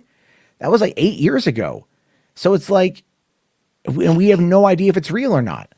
And so again, it's kind of like without that, I know people want to believe these sort of things because they want to believe in exposing a bad individual, and we should fight for that, obviously. Yeah. But I've covered a lot of cases over the years of a lot of false accusations against people. And it's like, and sometimes the circumstances look bad. You know what I mean? Like, and sometimes they look really bad and people will run with it. And, like, for example, like when the whole flagging thing with me happened, I reported 13 videos. That was it. I shouldn't have done it, but I did 13. But people were running with the narrative that I was flagging thousands of videos, that I was going to my YouTube contacts and getting channels taken down, that I was DMCA striking people for mentioning my name. All of these things I never did, nor could I do. Yeah. And it didn't matter if I said no, because people didn't believe me. And so when you look at that and you go, okay, what are people saying about this? I don't know who they are. I don't know where they're coming from. I don't know what their experiences are, but none of them have gone to the police and filed a report. And oftentimes a lot of them don't even put their fucking name into it. So can we entirely trust everything that we've heard or that we've seen? And if someone comes to you and they show you a picture of Dan Schneider in like a button-up shirt and an undershirt sitting in a hot tub next to Amanda Bynes, and it's like, that's the picture. And then they go, this is an evil guy. Look at him here with Amanda Bynes in a hot tub. We don't know the rest of that story. Yep. So while it does look not great, it's also like, okay, well, we have to apply due process. And that's where I'm at. Like, I'm a due process person. And I mean, sometimes like I'll call Doomcock a Nazi because I think he is commandant, but it's like, because I feel like there's a lot of evidence to that back. But there's a lot of evidence to back that up. And it's not to say evidence. Well, then that's my question to you. How much do you have to see pile up before something is made explicitly clear? What I want, I'll tell you what I want. Writing's on the wall or some shit, right? Sometimes it is. Yeah, sometimes it is. But as I mentioned earlier, Corey Feldman will do the exact same thing every time he needs money. He comes out and he goes like, I'm going to tell you guys the truth, my truth. Every couple years it flares up again. He wants $1 million or $10 million. And people want to believe him because people trust him and they want to protect kids. And that's a great thing. Yep. But how much of it gets used to just bilk people out of money? Because we know that once emotion overtakes logic, especially you cut out again. It keeps on cutting Matt anytime. Well, like Matt said, look, with my kids, would I ever leave my kids alone with Dan Schneider? No. Would I suggest anybody else do it? No. Isn't that kind of a problem? Well, right, that's what I'm saying. No, hold on. It is a problem. It is a problem. And that's the thing, is there can be a public opinion about him that, yes, the circumstantial evidence can point that way, but I do think that we do have a level that we do need to maintain a level of responsibility, because there's plenty of people who are talked about many times that things have been said about them one way or another. And those things have later come out to be absolutely not true.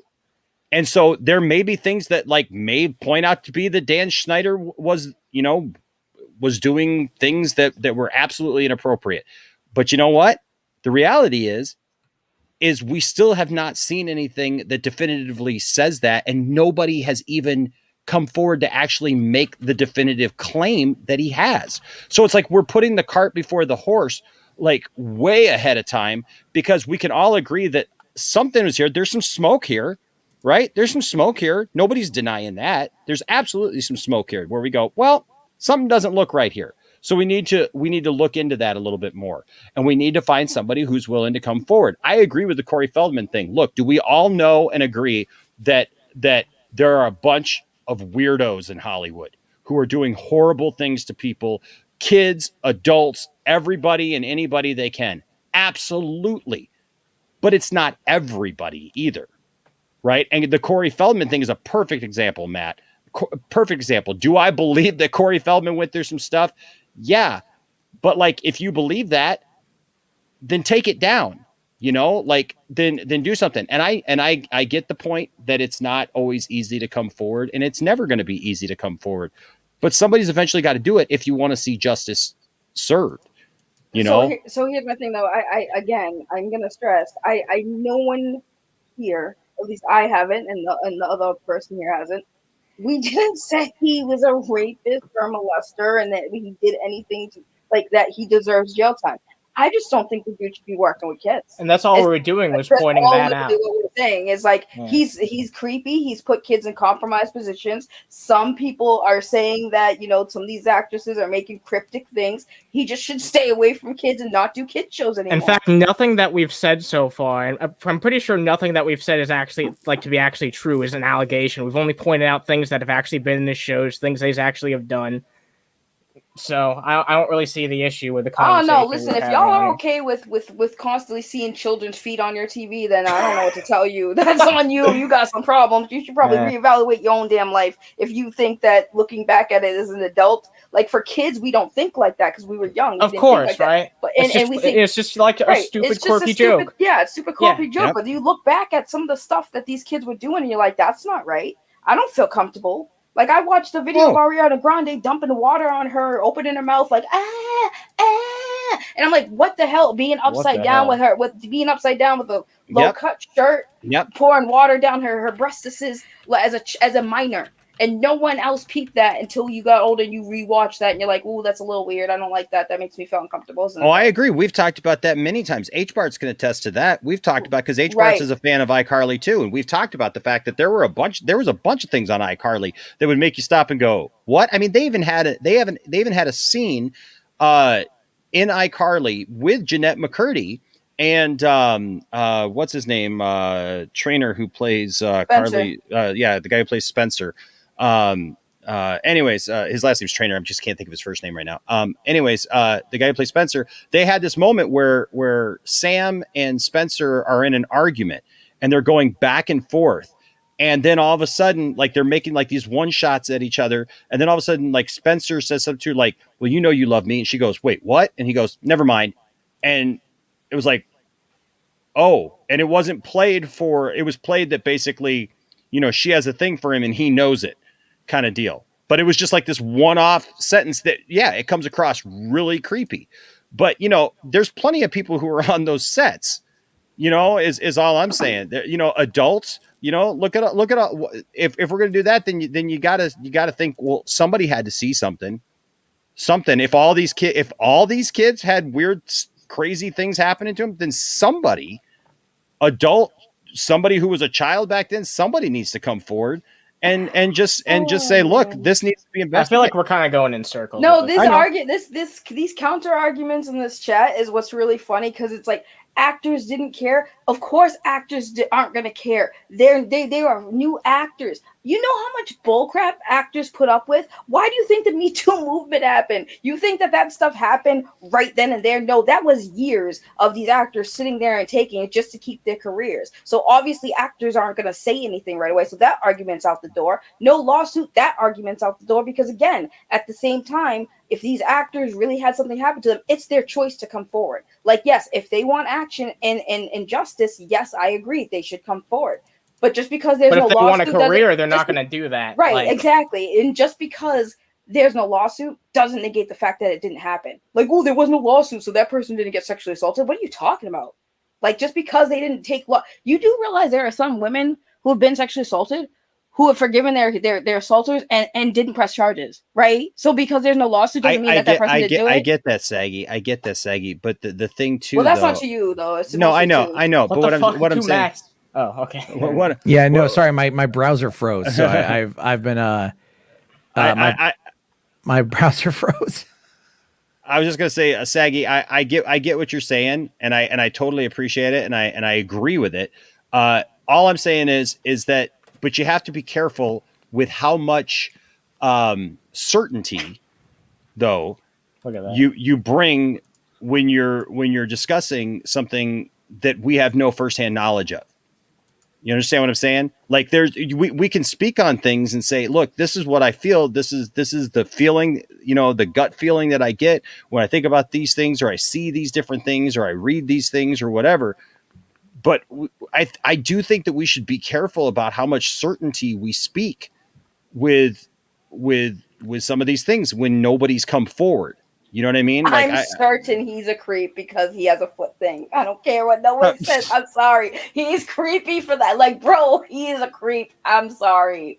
That's my opinion. That's how I feel. I feel he's a creep.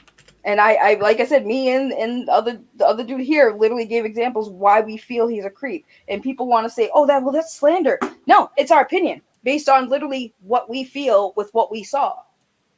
Like, if I didn't like spiders and was like, oh, I'm a spider-phobic, you know what I mean? Like, you're literally saying that we are not allowed to have opinions based on what was shown to us. If we feel like seeing kids, I just told you makes could. us uncomfortable. Well, no, you're I'm not saying talking about that. you. I'm talking about you. People in the chat are saying that. I'm talking about people in which, chat. whatever. Like, it's whatever. Like, people in the chat will say what they want. They can have their people opinions with too. foot things with children are creepy. Yes. Are you kidding me?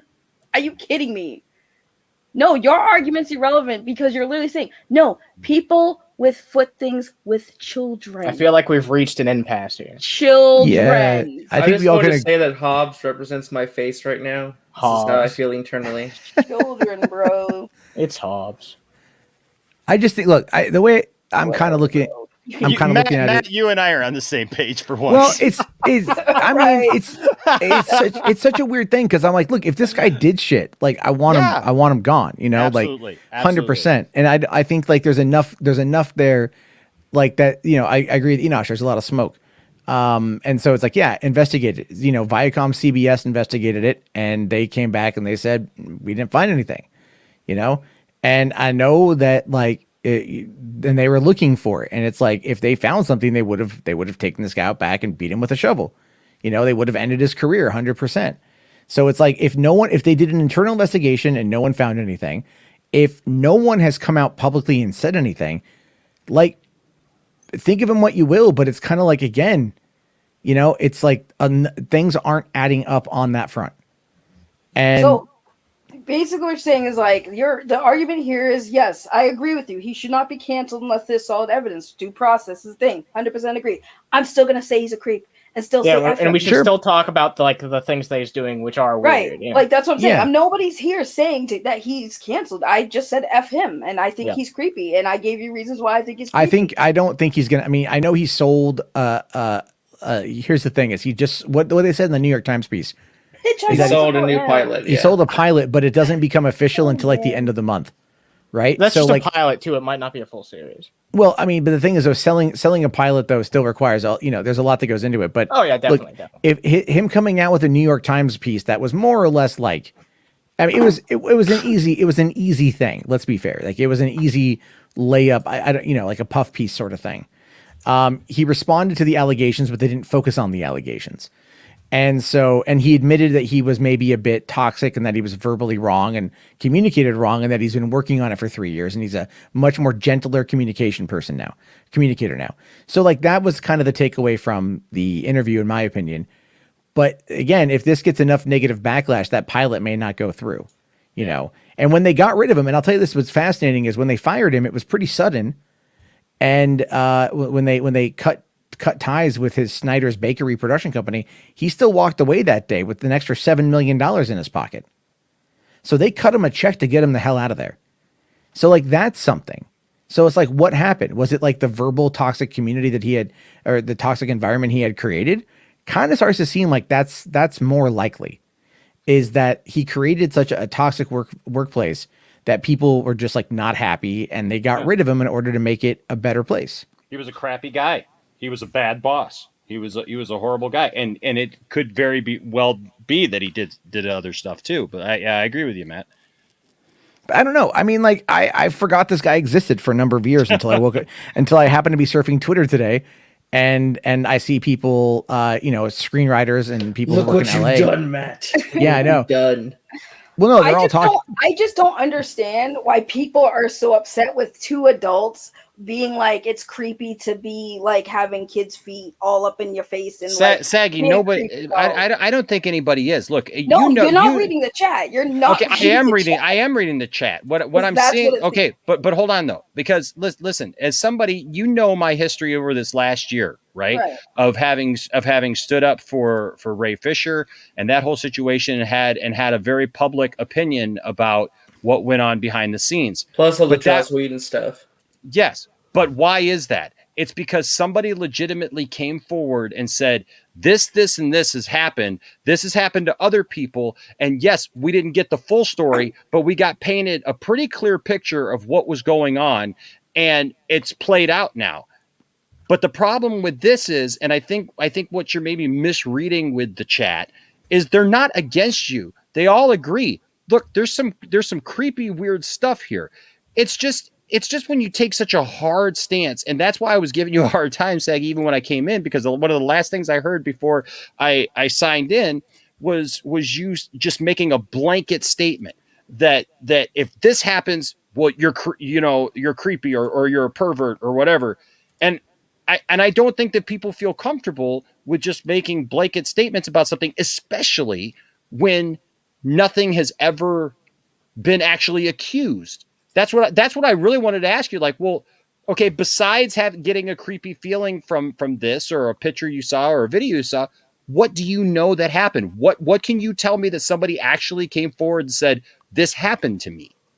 Because I think you'd see a lot more support in the chat for that. And I think everybody in the chat would say that if somebody came forward and said this, we would all go, yep, there it is. There it is. That's what we were looking for. But in the meantime, it's hard to take such a hard stance and say, like, fry this guy. Which we weren't. No, but it came across. I'll be honest with you, though. I mean, I get it, but it comes across that way. And I think that's why people are responding that way in the chat, is because people weren't responding like that before you came in here. Well, I'm just saying it comes across that way, though. It does come across that way. A little bit. It comes across that way of like, look, this is our opinion about this guy, and so we want this guy kind of gone. We want this guy taken care of. Well, that's great, but you got to get to the meat of it. We got to have something to be able to pin on the guy first of all, and sometimes that takes time. And it's good. It's good though that these kind of conversations are happening right now about Dan Schneider, and that people are actually talking about him. And it's in the news. It's something that people are more and more aware of, because that's how the conversations happen. That's how people start getting the courage to come forward. I feel like the conversations also need to be had in a productive manner, though. Like, not going in all guns blazing and aggressive with random people you've never talked to before. I agree, and I didn't do that to you. Yes, you really did. Ask the chat. I've seen people in the chat say exactly what listen back to it, man. Listen back to it. You made a bunch of assumptions about me before I even finished my first thing, because you did thought the same fucking thing. No, you started yelling at me, dude. You started yelling at me and cutting me off. You were yelling first. And I did. I did yell at you because he came in hot when I was here. He came in hot with me, and then when we were going back and forth, then you kind of got a little elevated, because I think you thought he was yelling at me.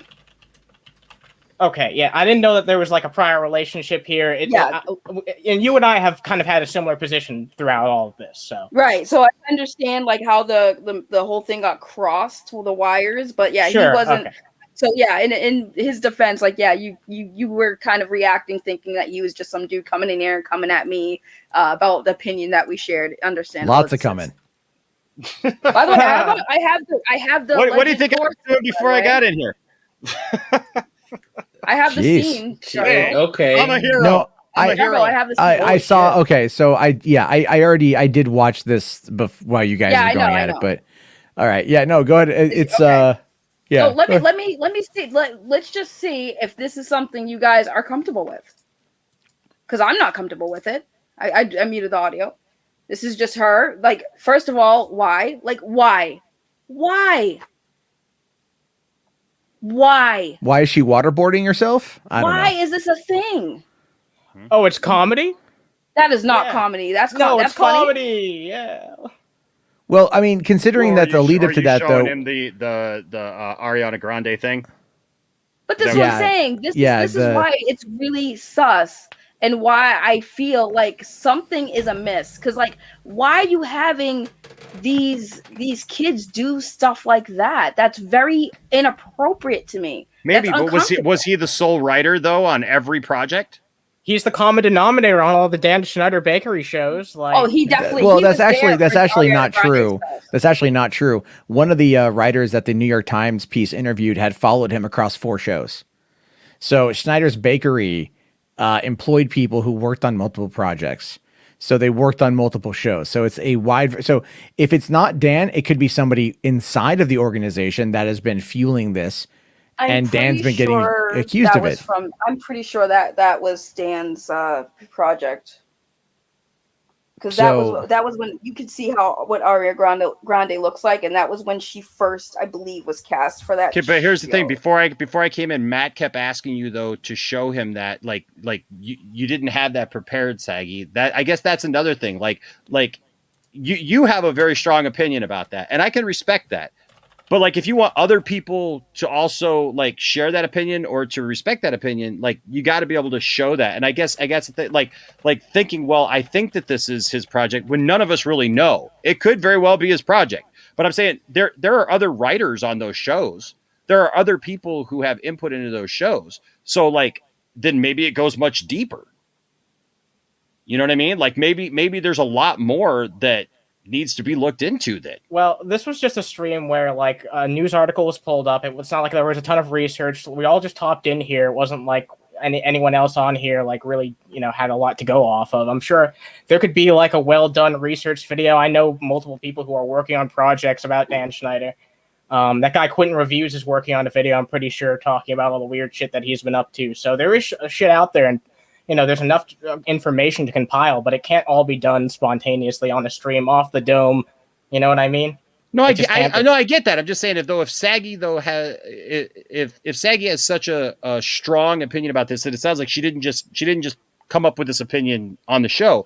And Saggy, you were I've always said F. Dan Schneider. Yeah, well, and you were referencing different videos and like different things, like I think that's part of it, right? So like, I get that, I'm not trying to put her on the spot and just be like, hey, Saggy, if you can't show this to us right now and like show it proves, your stuff in a court of law, then we're not going to accept it. I'm not saying that. I'm just saying like, it feels like there's more involved here, because like, if we're talking about like a scene in a show, well, Dan might be the showrunner to some of these shows and those kind of things, but there's a whole lot more people that have to, that have input and, are part of the decision-making process when it comes to that. So there could be a whole bunch of perverts working over there at Nickelodeon if Ariana Grande is pouring water over herself and acting like that. Because I remember that scene well. It was one that was protected by the network for quite a while, actually. Who's that? I'm sorry, you cut out for a second. John Kay, the creator of Ren and Stimpy. Yeah, Ren and Stimpy. I mean, we'll look at the revival.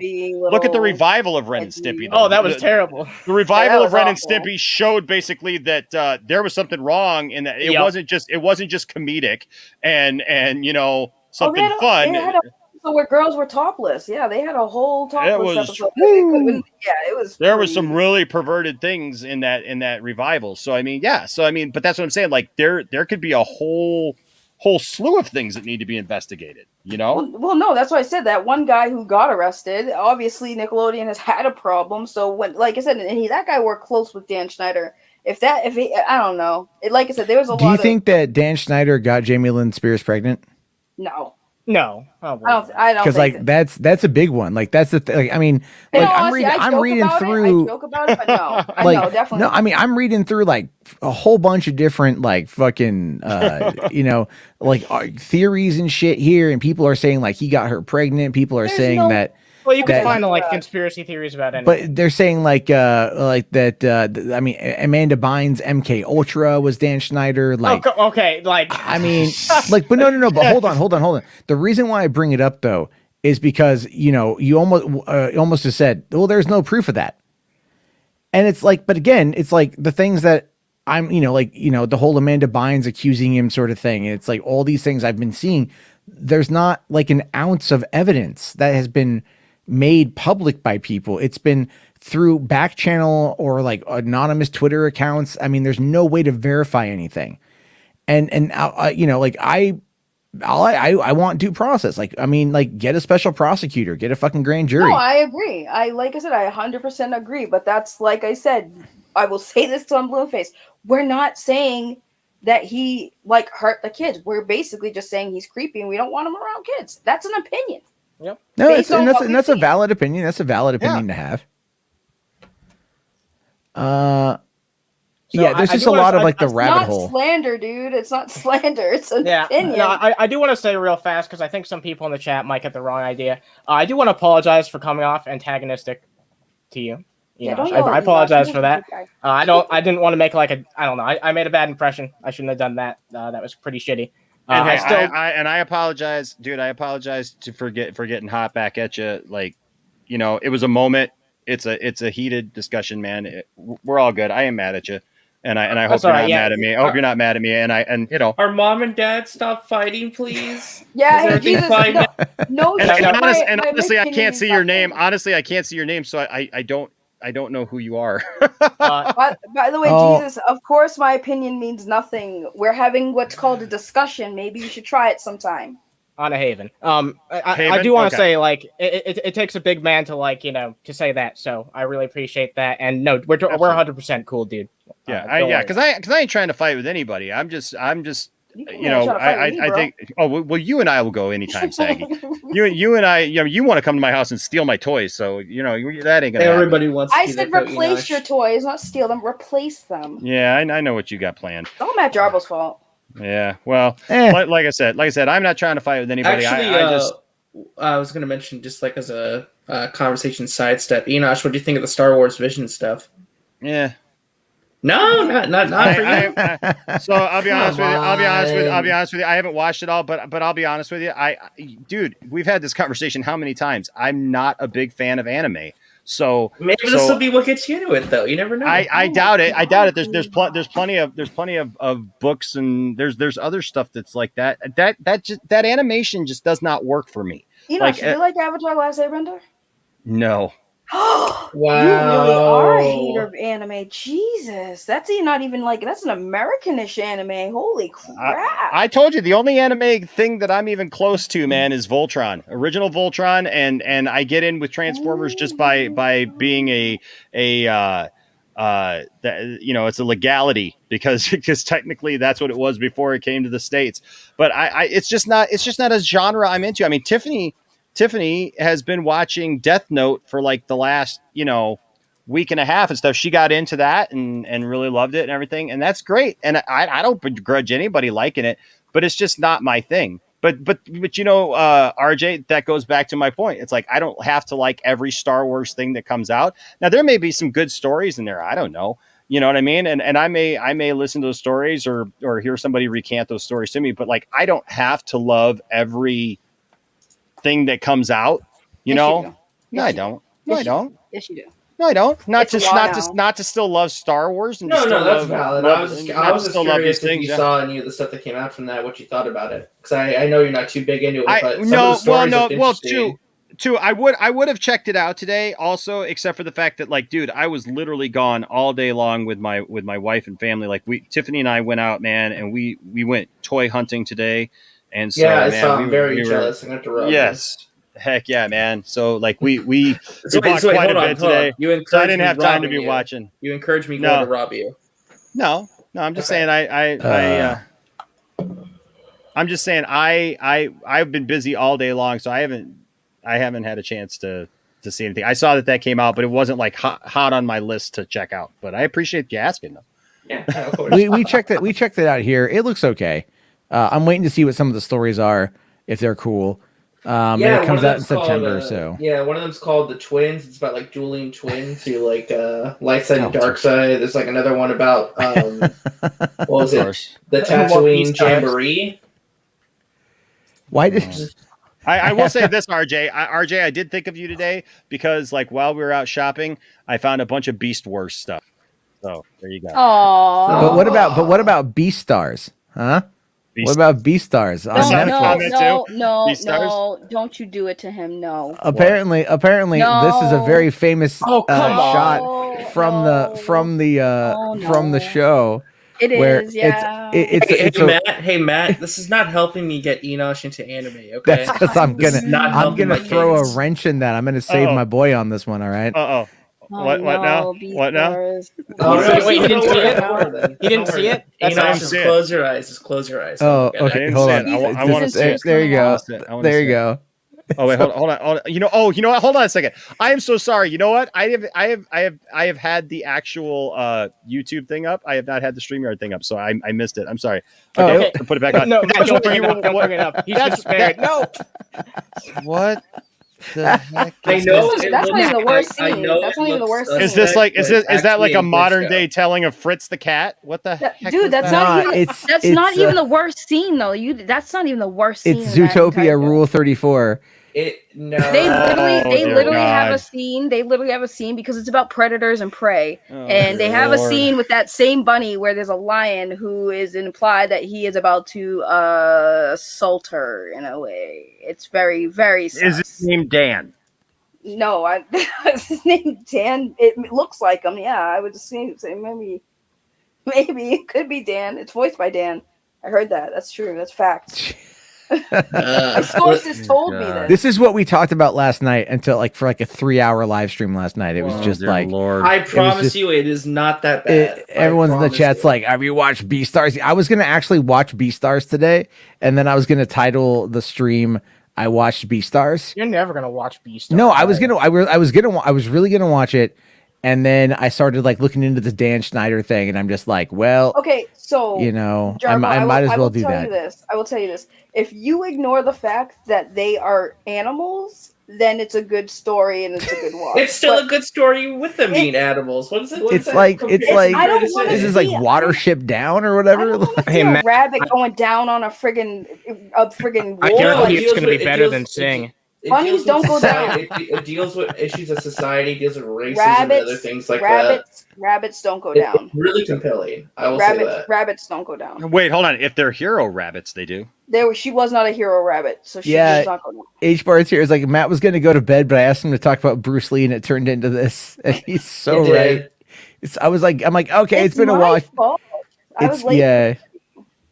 Hold on here. Dark Beast here says, watch party for Beastars. No, fuck that. Nah. So I do want to do it. I'll do it. So I do. Hold on. So what is this Beastars thing? Like it's that? It's a murder. It's a murder mystery, and it also deals with issues of racism and classism in society. It's like an adult version of Zootopia, kind of. From what people explained it's not the best comparison though. Apparently, but with no sex, and it's now you're just teasing me. Like, what the hell? They have kind of sex because she has sex with some people. Hold on, they have kind of sex. Kind of sex. Well, it's implied they had sex. By the way, just so you know, they have the good old fashioned Bill Clinton style. I haven't seen it in a while, but I'm pretty sure there's a part where they just got finished having sexual relations, so you get to see the ending. Oh, so what? It's like that really terrible line of dialogue from the Powerpuff Girls live action. Oh Lord. It's like, but we did it 6 times last night, so I guess we can get up now and have waffles. Listen, I liked Beastars because the story was great, but there were a lot of parts in that show that really was like, oh, okay, these are animals, and I'm not comfortable anymore. Can we just watch Beastmaster instead? Animals have sex. with Animals their own have- species, not with other species. Can you imagine a wolf Well, that's not- going that's to town not with a true. bunny? Well, that's Yeah, the whole point of the it's called show. interspecies erotica. It's called that bunny's getting split in half. That's That's the what's entire happening. point of this series, No, though, that Saggy. bunny- It's about that bunny's have you ever getting seen? racism. Hold on. Have you ever seen my old live streams with my dog Wookie? Like he literally thought my arm was his mate for like a couple of years. I don't want to see a bunny being violated by a lion. Like that's not. Gonna That's the end point, well. though. That the lions were the villains. You don't want to see that. They were going to eat her. But yeah, he was gonna eat her. All All right. right, Matt. This is Well, this in is- more than one way, yes. But This is what happens when you have a 420 stream, like in the middle of the fucking. Kinda, yeah. I'm not even high, and like I'm not even stoned.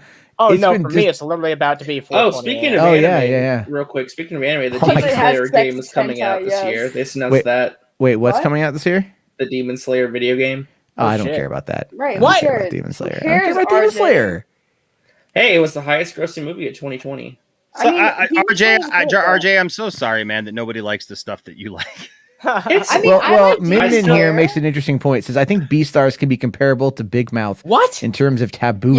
Yeah, I agree. Tabooness. Yeah. I Oh, said except it's Beastars good. is actually good. Okay, Ah, okay. Shidoko, I like Big I like Big Big Mouth. Mouth. I like Big Mouth. No, I like Well, Big I'll Mouth say this. too. I will What? say this. You guys like Big Mouth? Are you serious? I love. Yeah, Big it's Mouth. funny, I love man. it. That's I Okay, loved hold in on. season 2 that they had a horrible. American Vandal reference. I'm just gonna stay quiet about Big Mouth. The first season of Big Mouth was funny. Sometimes now the joke is starting to get a little old. Some of the things that they're doing, like you I can tell just- when they're just It's just like weird. there was because a they're couple of kids. things. There was a couple of things. Well, yeah. So there's a good question for you. All those are kids, and they show a full on. I don't know how that show gets away with showing It's a cartoon. basic.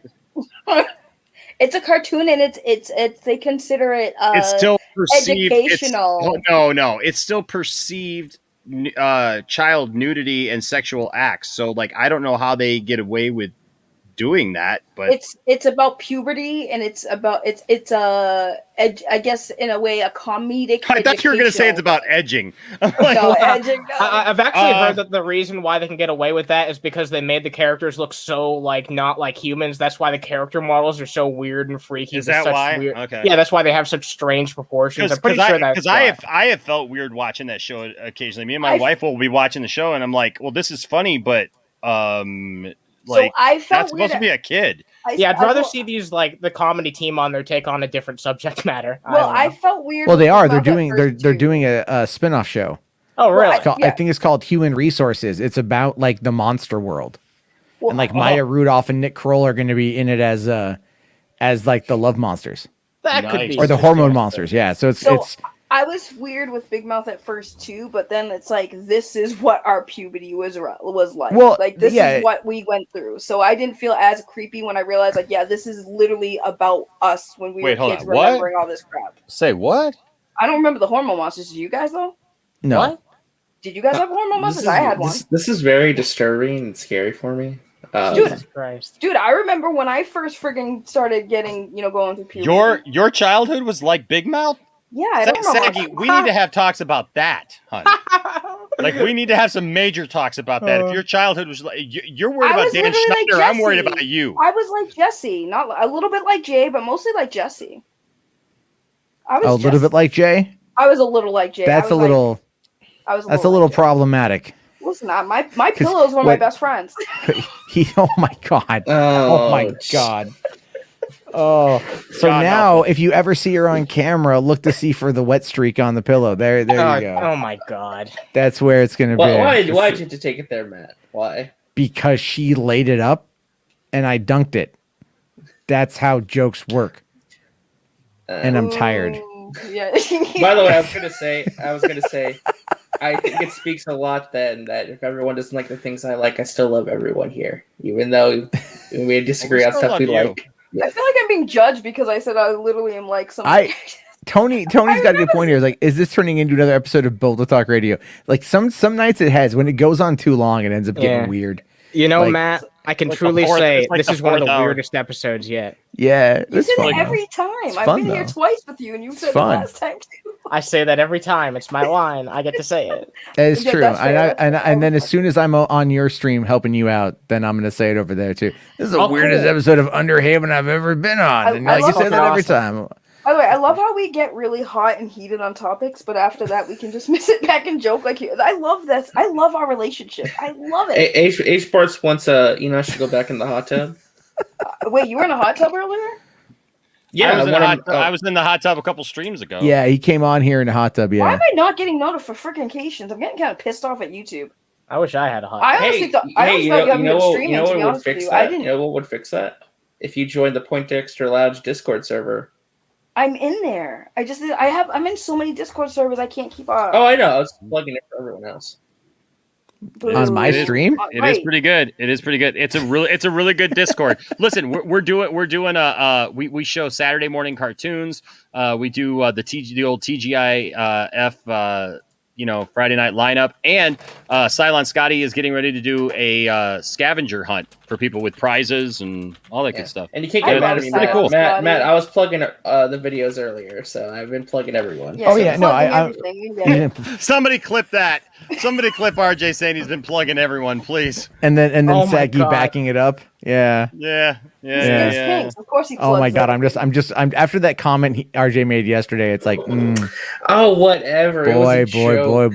If Saggy didn't like it, she would have told me. I would have said sorry, but it was fine. It was a joke. You called me. Trust me. There are way Saggy would have weirder told me, things but people she have liked told it. to her. I don't know what's happening anymore. All I know is now thinking about the comment where I called you like when you posted that one video responding to Rich. I said you look like Maya Rudolph and all that. Like I was joking around. Oh, do I though? Do I? You kind of look like Maya Rudolph. I'm sorry, you kind of do.